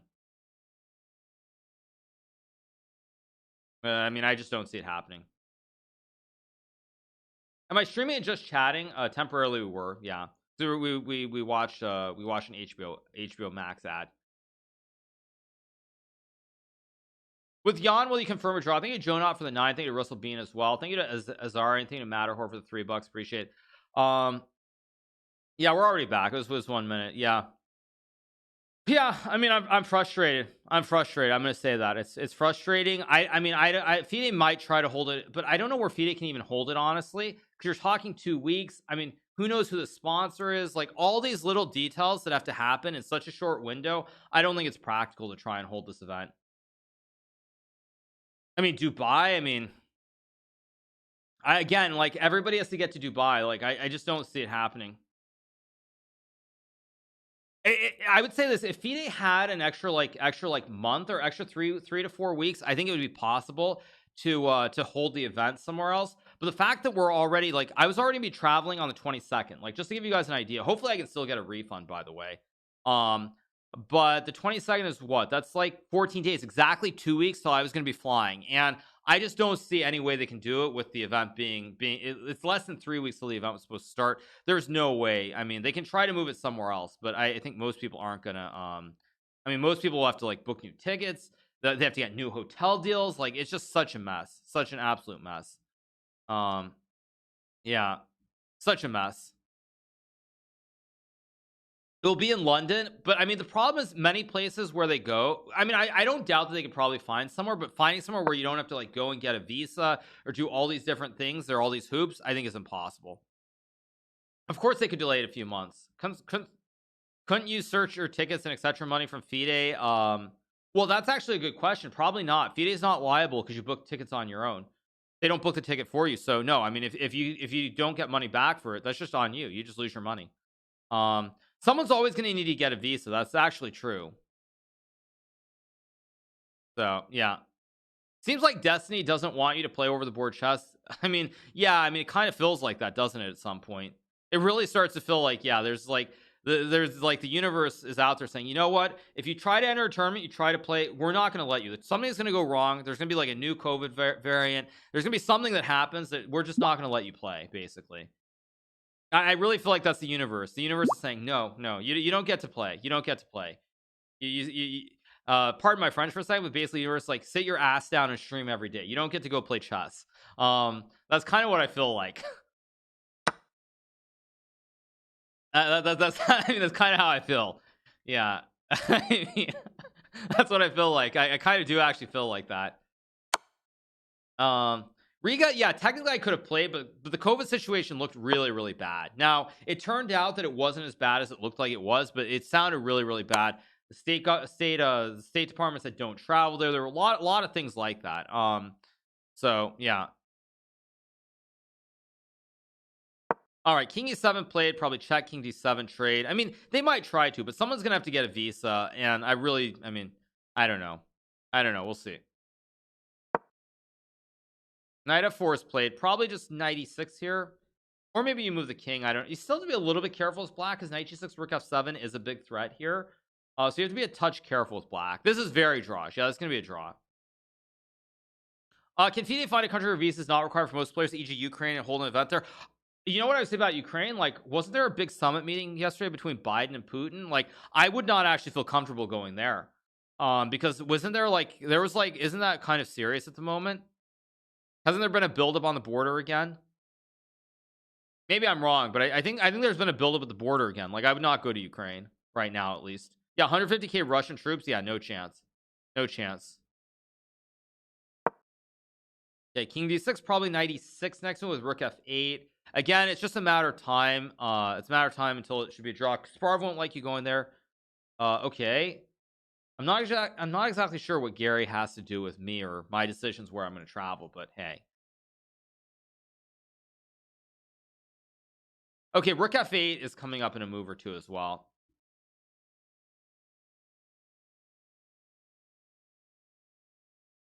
How's my day going? My day is not going great. Anish, my day is not going great. First of all, we have a really short game here, which is pretty disappointing. Secondly, you know, I'm finding out the World Rapid and Blitz has been canceled in Kazakhstan, so who knows? I mean, I'm gonna have to like go call United, try to get changes, all kinds of stuff happening. And then maybe it happens, maybe it doesn't. I mean, like the day was going kind of okay, but now it's not going okay. But Frodo has been vindicated. Frodo has been saved. Frodo's been saved. Okay, knight g6. Probably the idea is rook f7. I mean, Nepo can't lose this. If Nepo loses this game, I mean, there is a loss here, by the way. Knight e6, rook f7 to hit the pawn. If you try rook g8, there's a dirty knight e7 check, and you have knight f5. Like, you go rook f8, knight f5 is actually checkmate. King is stuck. So this would be one way to lose.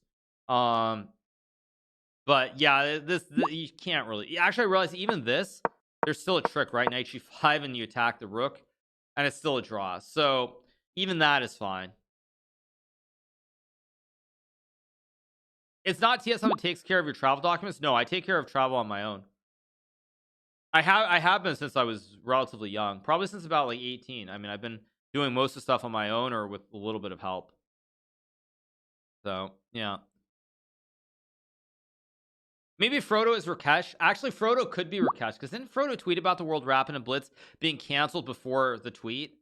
Like, Frodo did actually tweet it before, or he wrote it in our chat before the actual tweet. So it could have been Rakesh. No, it did get canceled. Legit. There were actual tweets about it now. Yeah. It is canceled. Yep. Yeah.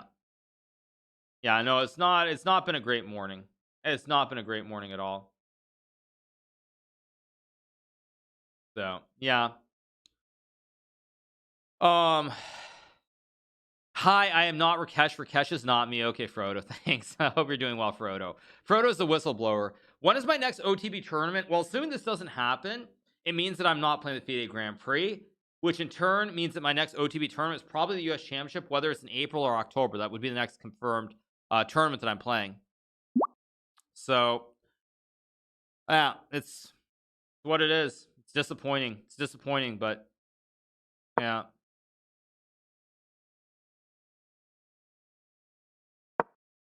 Gibraltar's not happening either, you guys. Gibraltar, that's very sad. For me, it's very sad.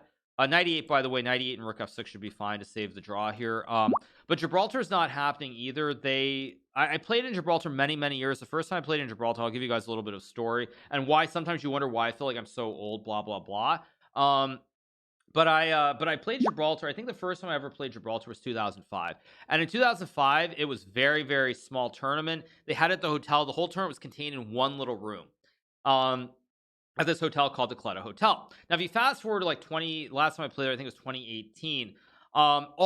There was a playing hall in the main area still, which was packed. There was a side room, which was also packed. They also were playing downstairs in where it used to be like the basement area. They also have a bunch of tables down there. So the tournament really expanded from being a small tournament with one room, maybe 100 players. So I want to say 200 plus events every day. Very big, very hype event. And unfortunately, the event is not happening in 2022 because the owner of the Clutta Hotel, he cashed in, I think is the simplest way of putting it. He decided to sell the hotel, and they're demolishing the Clutta Hotel, and they're building a Hilton in its place. So all those memories, the whole tournament, kind of go by the wayside, and that's the reason they're not holding it in 2022. And for me, of course, it's very sad considering that I played in the tournament very early on. It was just a small tournament in one room. So yeah. Cash in his chips. Well, I mean, to be fair, he was quite old. I think he's like 80 or something. So like, I don't blame him, but it definitely is very sad.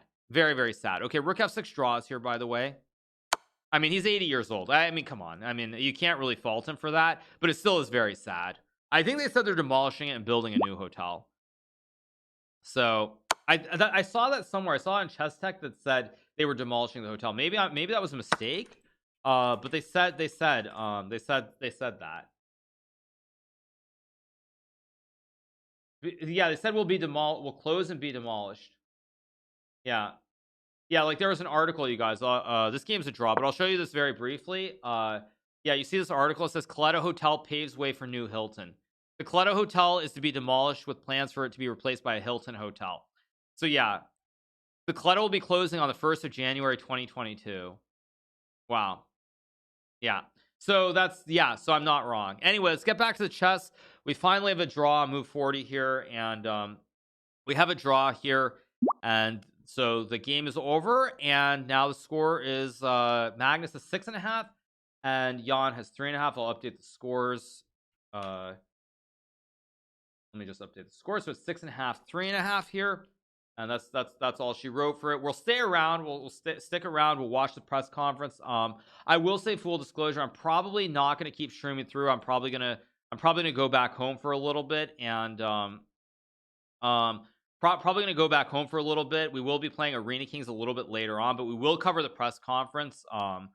So I will hang around for that, but that's probably what I'm gonna do, because Arena Kings is coming up in like 3 hours. I could stream straight through, but then that means it's gonna be like a 10-hour plus stream, and I don't really just want to like hang around for 3 hours, because I don't really have set content today. So probably what I'll do is we'll cover the press conference, for which will start pretty soon, and then after that I'll go home and I'll come back. I'll come back home in about like 2 hours or so, but we will hang around for the press conference. See the breaking news tweet from Rakesh, the Rakesh tweet? He probably did, right? Probably did. Yeah. Oh, breaking, game 10 is a draw. Nice tweet from Rakesh. Good tweet. That's a good one. Yeah. I mean, very frustrating. Very frustrating. All right, I'm gonna open on my other monitor. I will open. Let me mute this.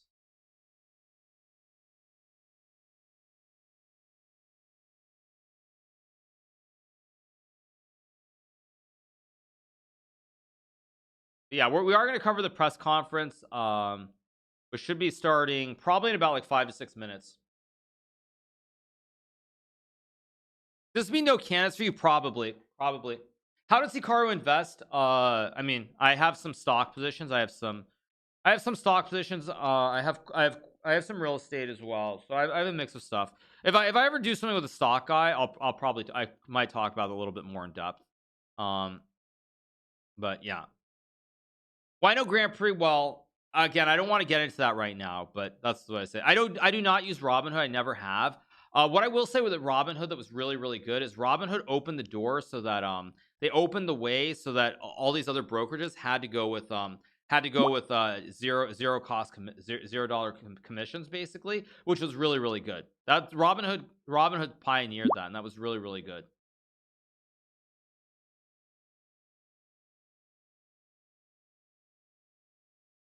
Hand. So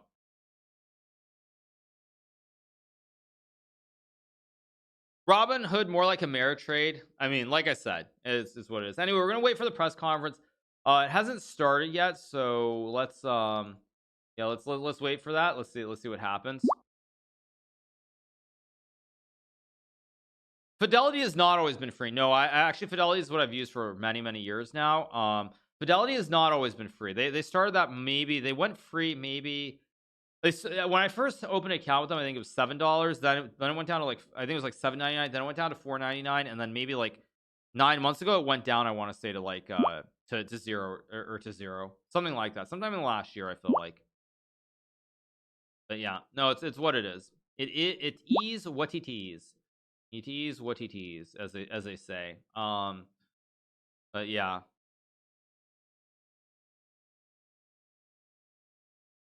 All right. Well, we're waiting for the press conference, you guys. I'm at work at Fidelity right now. Awesome, Clint QT. Congrats. Very nice. Very nice. Yeah, I actually do have to say that, like, that is where I have all my investment accounts, is at Fidelity. I've always liked them.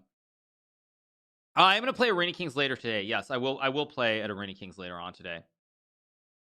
So yeah, I like how I like how it can easily switch from chess to finance. I mean, I have a couple things that I really spend a lot of time on. Like there are a couple things that I really spend a lot of my time on. Like I've always been interested in finance type stuff, finance, some games like poker, and I've always been interested in chess. So yeah, yeah. Any hope? No, the game is a draw, you guys. Game is a draw. So yeah.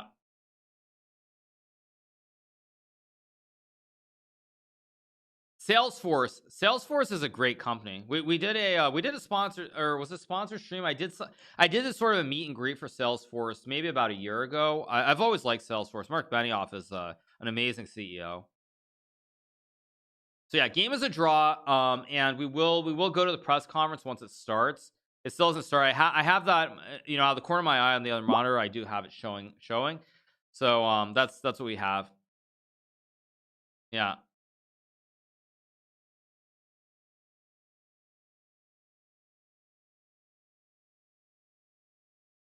I'm really happy with Edward Jones. Does Edward Jones allow derivative trading though? I don't think they do.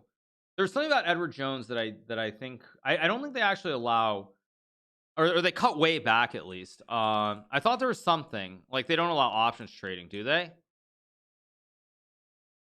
There was something. I don't know.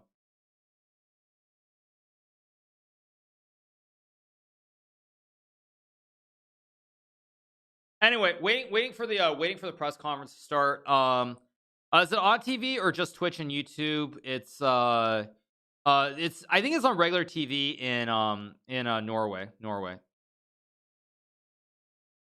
Could I not organize a match like Ding to qualify? I think at this point it's too late. Everything about training to be a trader.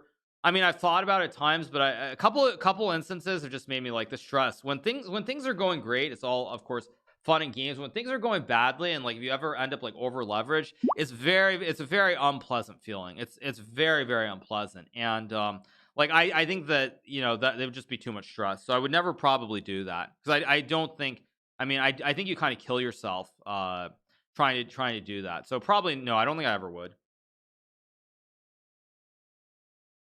And I've also never really been a day trader. The only period when I did some day trading is when I found a set pattern, which was, I want to say, in 2018 to 2019. Maybe I have the year wrong. One of those years, maybe it was 2017, 18. There was a set pattern where every month when the Fed had their meeting, gold would always go up like 0.5% to 1% afterwards. So I'd always trade like the 3x ETF around the Fed meeting and their minutes. That was but generally I don't I mean, that worked for a while and then it just stopped working, so I kind of stopped.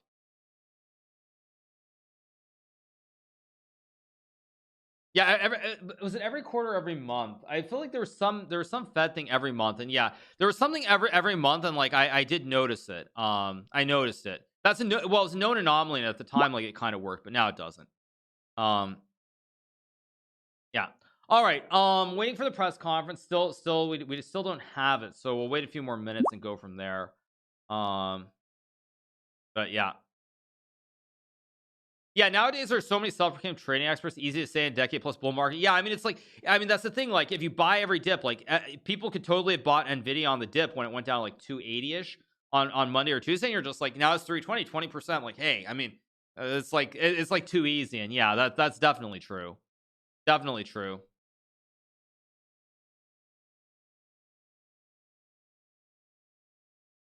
But yeah.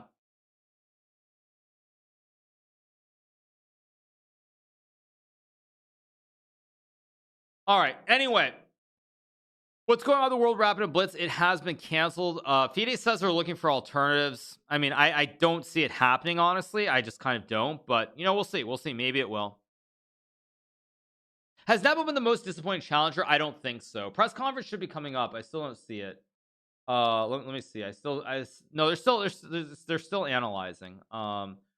So I have it on the other screens. I should organize a finance seminar. I mean, what I would say, and I'm not a financial advisor, just to be clear, is that for like 99% of people, put money in index funds and just don't ever look at it. For 99% of people, it doesn't make sense to trade. That's what I would say.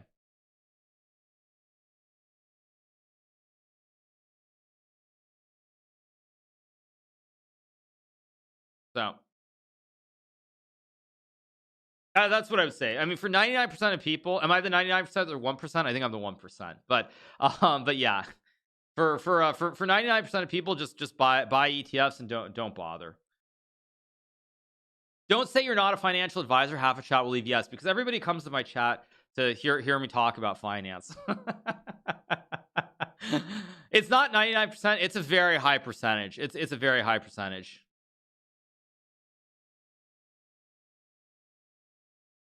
So yeah, I came here for the finance, right? Exactly. Yeah, and you do need capital as well. That's also true. All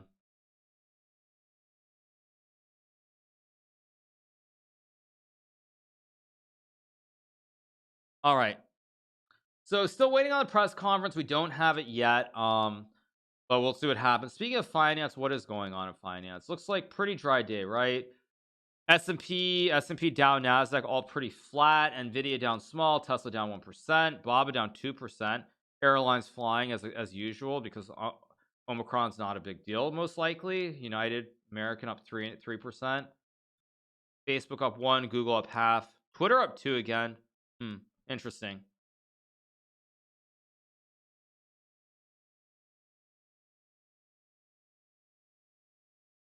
So yeah, I do want to I do maybe want to do some of the stock guide down the road. But yeah, these days, like I've generally have I have the same pretty much have the same opinion that like Warren Buffett has for the most part, which is I think it's mostly a bubble. I do actually kind of believe that.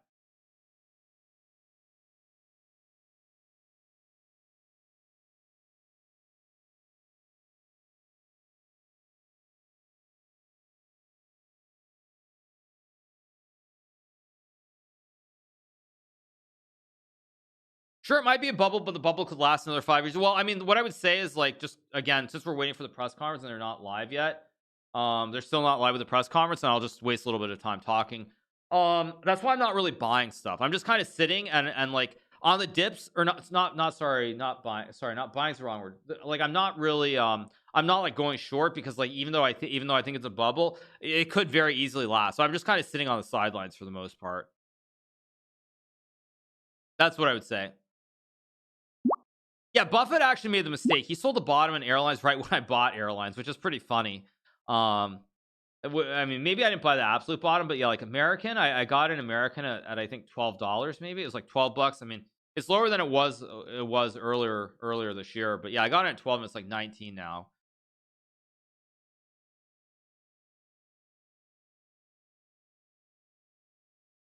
But anyway,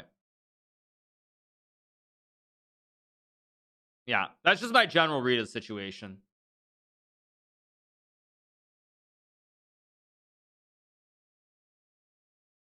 Anyway, we still don't have a press conference, just waiting.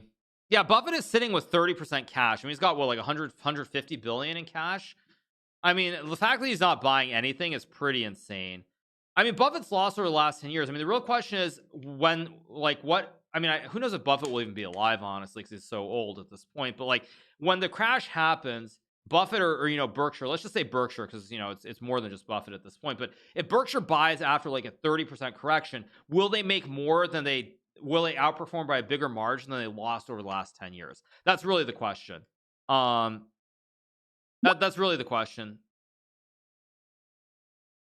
Because yeah, they might underperform this past 10 years, but you could say it really is maybe a bubble for asset prices. But then when it crashes and they buy at the bottom, they might outperform by more than they underperformed over the last 10 years.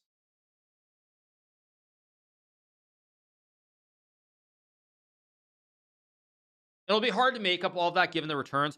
But wait, actually, Jay Kernan, there is one other thing that I was thinking about. One thing that's not really talked about is that Warren Buffett, I think near the absolute bottom in 2009, didn't Berkshire sell like 20 billion in puts on the S&P, the Nasdaq, and basically everything under the sun? I'm pretty sure they sold like 20 billion. I don't know if that's actually counted in their profit or not, because those are going to be worthwhile. Those are not worthwhile. Those are going to be worthless. They sold like 30. Let me find the exact number, but it was like they sold like 37 billion in puts at the absolute bottom in 2009. And I don't think that may or may not be factored into their balance sheet. I'm not actually sure. So yeah,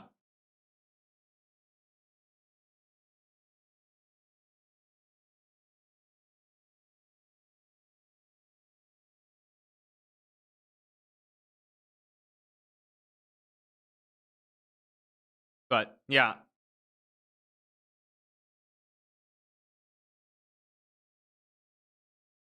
Yeah, they sold Warren Buffett sold 37.1 billion. Berkshire sold 37.1 billion in puts on the S&P. Was it just the S&P? Yeah, they sold 37.1 billion near the bottom in 2009. Are they live? No, there's no press conference yet. Yeah. Yeah, they sold 37 billion at the bottom, and those were European style options, so like they can't be exercised till expiration. So there's a good chance that that's like 30 billion. That's like that might not be on the sheet. Sick. Absolutely sick.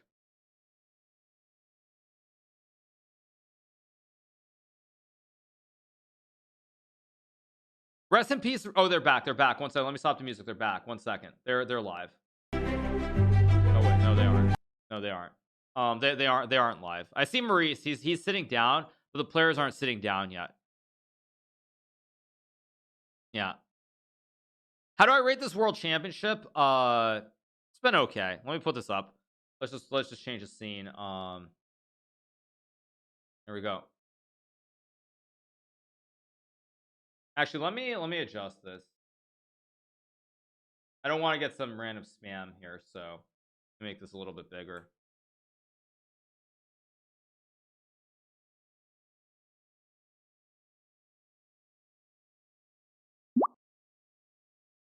Okay.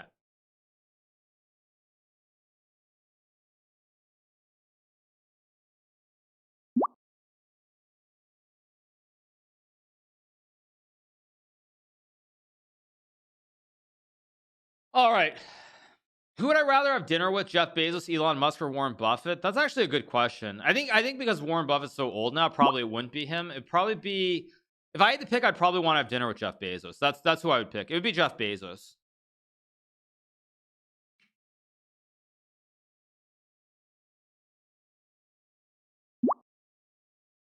Your boss? Oh, actually, I guess technically, yeah, he is. Technically, yeah. Technically, he is my boss.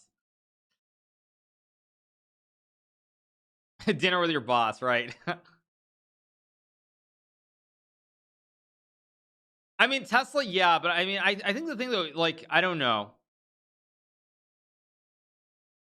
I guess I guess I feel like Bezos, it was more of a direct vision, kind of. I feel like it was a more direct vision, a direct plan. Like he wrote that plan down on his way to Seattle when he was driving across the country. I feel like it was a direct plan. Like obviously Elon had great ideas and they've worked out immensely well, but somehow I feel like I don't know. It feels like it was a very straightforward plan that Bezos had. I don't know. Okay, let's see. Are they back? No, they're not back.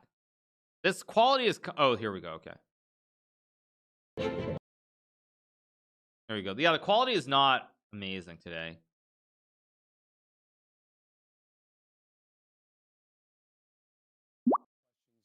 Where's the sound? Right now? There we go. Just a reminder to the reporters, photographers, please stay out of the way of the cameras in the back. And for those asking questions, make sure you leave your mask on and do not touch the microphones at the side of the room. My first question will be for you, Jan. Some speculated that, Okay, sounds good. given Okay. the fact that you were in the situation you were in the match, that maybe you might play a bit more sharply, if you will, with the black pieces. What was your strategy coming into the game? No, I mean, the problem that basically playing as black, you don't have such a big choice. And I mean, especially it's classical, even if you play so-called sharp opening, like Sicilian, if white wants to shut it down, white surely will shut it down. So that's, not realistic. Anyway, I have like a couple of white pieces, a couple of tries in the remaining 4 games, and I mean, of course, it depends on what would I produce in 11th game. But today was just, was just an idea to play a normal game, try not to blunder something in one move. Yeah, so realistic tasks. You've only got, like you said, 4 games left.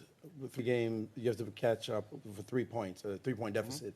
I know. Your strategy is still heavily trying to win this match? I know. Well, that's an absurd question. Okay. You were at the board seemingly a lot more today than usual. What was the reason for that? I guess the chair is more comfortable than sofa. Yeah. But I mean, actually, today's game, was more or less obvious that it won't, last too long. But wasn't a big difference where to sit. Magnus, draw, great result for you? Yeah. At this point, I mean, there's so few games to go that any draw is. Yeah, it's an excellent result. Your choice of knight d3 in the opening instead of knight f3, what motivated that? Mainly the prospects of getting the queens off very soon. I mean, and a draw is a fine result. That's I all. assume that for you now, it's just shut it all down and get out of here? I mean, I very much assume he's gonna try and win, especially with the white pieces. But sure, any half point that I can get is great, and I think that's it's pretty obvious. All right, I'll open the floor to reporters to ask questions. Again, use the mics on the side and be sure not to touch the microphones and always wear your mask, please. Sagar Shah from Chessbase India. My question is to Magnus. Jan's knight c6 move in the opening, did it surprise you? It's a new move. And why did you opt for c3? And did you think of bishop e3 maybe there? It's a possibility. Yeah, for sure. Knight c6 was a bit of a surprising move order to me. And as you said, bishop e3 is a move there.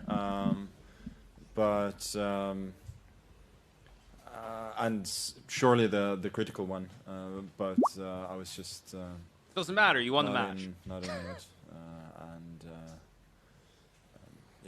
He just wants to say, I'm just drawing. I don't care. Like, he really wants to say that, but he's trying not to. Yeah, I think the match situation sort of explains that. Frankly, Exactly. I hadn't thought about him playing the Petrov today at all. I was preparing for various sharp openings that he could play, and the thought was if he goes 1e5, then I'll see. I'll make I a draw didn't and win the think, match. like making a draw against the Petrov would be a major issue. Thank you. Rune from Chess24. Question to both players. Let's start with Magnus. What was the most interesting moment or moments of the game to you? Yeah, there wasn't that much to talk about. Was fairly happy with the move g3 at some point. I kind of thought I might be getting a very slight edge at that point. And then probably I needed to be a bit more patient later on, since I was kind of hoping that after allowing this g5 to happen, that I could provoke f5, f4, maybe later on, and then start pushing with h4. But it all holds very well together for black there. So there's nothing. I think if I'd played a little more patiently there, I could have had the tiniest of edges, but naturally would have hunted it for it more diligently if the match situation had been different. Okay, thank you. And Jan? Well, I guess it was a huge moment when White didn't go for bishop e3. Okay, bishop. I mean, in the opening, there's bishop e3, g5, knight g3, or something like this. Yeah, so this would, spice things up a little bit. But yeah, maybe g6 was somewhat slow, so I should have played rook e8, knight g2, bishop g4 immediately. Yeah, not to allow this structure. Yeah, with my light square bishop being restricted. But yeah, I guess after g5, f5. So I was sort of concerned about like him playing a4, a5 at first, and only then going for this g4.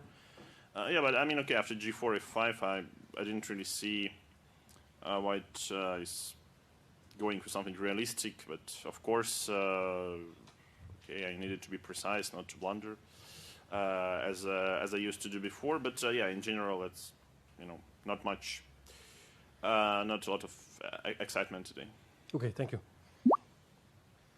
I think he was first, really. Oh, please. Hans Solbakken from NRK. Question to both players. FIDE today decided that Kazakhstan in the Christmas time, the Rapid and Blitz is cancelled for Kazakhstan. They're working with the plan B to arrange it somewhere else. What do you think about that?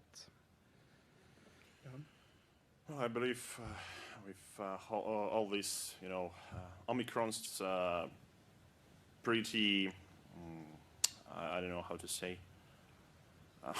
It's pretty normal, yeah, at some point that all major sporting events are being closed or postponed. So that's the reality we live in. So, I mean, of course, it's a pity, but as for me, I didn't decide yet if I would love to play in World Rapid and Blitz or skip it this year if it will be held. Yeah, I didn't know anything about that. Generally, I'm hoping to play if it's still held. Yeah, otherwise it's a pity, but obviously it's not a lot you can do. Now they're working with another plan. Yeah, I understand. Players don't know, though. Players have no idea. They haven't heard. Mike Klein with chess.com. The question is for Magnus. Magnus, you've not been in this situation since 2014, protecting a lead coming down to the wire. You've already explained some of your decisions today. You're normally a very uncompromising player, so did you have to be convinced of this pragmatic approach today, or did you make this decision all on your own? No, there was some discussion in my team, but I was definitely not pushing for something. Yeah, for a different approach, let's say. Hi, this is Anna Kromling reporting from my channel, Anna Kromling. This is a question for both players. If you could only play e4 or d4 for the rest of your lives, which move of the two would you choose and why? Thank you. Magnus? Yeah, it's a little bit different from other questions. Thank you. I would probably go for e4. Seems like there's a little more variety there in both closed and open games. But otherwise, I'm thinking that it's probably enough theory that we have already, and it's difficult enough to get an opening advantage. So to actually be restricted to only one move would be a bit of a nightmare. Well, I guess 100 years ago or about it, someone, I guess Rouser, thought that okay, White just wins after the first move e4. So quite something changed since then, but yeah, in general, overall, it feels like e4 is nowadays is more forcing, but at the same time, I would say more fun. So let it be e4. Okay, thank you. Chess.com again. I'll also try my hand at a non-topical question for once. If either of you could choose any second in history to be on your current team, that is any player that's ever been alive to be on your current team, who would it be and why? Questions for both players. Yeah. I'm pretty satisfied with the team I have. I'm also very satisfied with the team that I have. Maybe like Kramnik or someone. Maybe Kramnik in '96. He seemed to be a good second for Gary. Probably pretty annoying, but still very interesting. Why would he be annoying? I think that's self-explanatory. So, Magnus, you always been wanted to be a world champion in classical, rapid, and it's also blitz. So, my question to you is, what's your take on World Bullet over the board championship? Huh? Oh, bullet. Okay. That sounds like a nightmare. Agreed. And pretty unrealistic. I think we're just not fast enough, not even close for that to be for that to be realistic. So I think speed chess in general, over the board, it's good to have increment. It makes it better. Agreed. Thank you. And I would also like to know Nepo's opinion here. Sorry, could you please repeat? What do you think about World Bullet Championship over the board?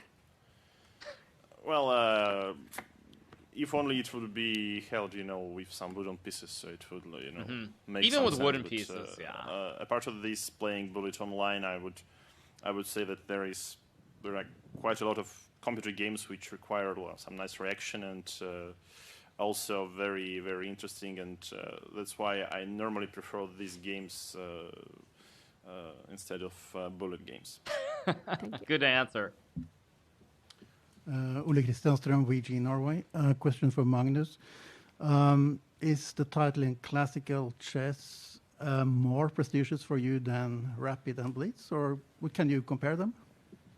Yeah, they're obviously. It's not even a question. They're comparable in the sense that the classical title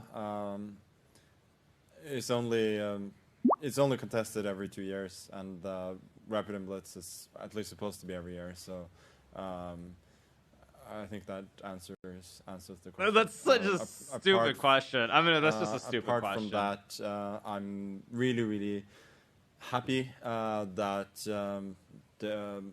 the effort has been made to organize Rapid and Blitz Championship the last few years, and it's certainly added something special to the calendar, and it's obviously very prestigious as well. Thank you. Hans Solbakken, NRK again. Question to Magnus. What activity do you hope Magnus Barstad is preparing for you tomorrow? Paddle, basketball, football? What do you hope for? Well, I can also choose myself, but I will tell you what my plans are for tonight.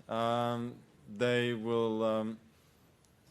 I hope to see two all-time greats bust out of their respective competitions, namely Barcelona and Bent Lakvold.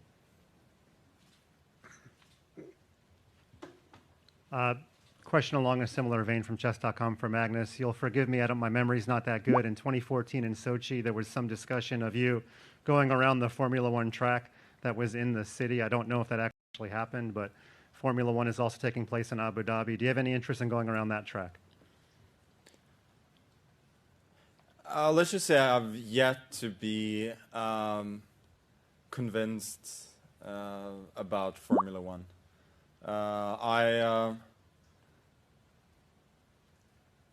Just try not to say something nasty. I don't see the point. I think it's it's just not for me. There are no more questions by the journalists, so I will ask a question that was sent by Twitter @FeedHS. You can send your questions to @FeedHS, and it may be asked in this show. At 13M5 from Luis Mendesi to Nepo. If given the chance to reset the tournament to start again, I guess they mean the match to start again, what would you have done differently? I guess I would lose less and win more. Thank you for that. That concludes the press conference. Tomorrow is a rest day. The next game will be on Friday at 16:30. Thank you, everyone, and have a great night.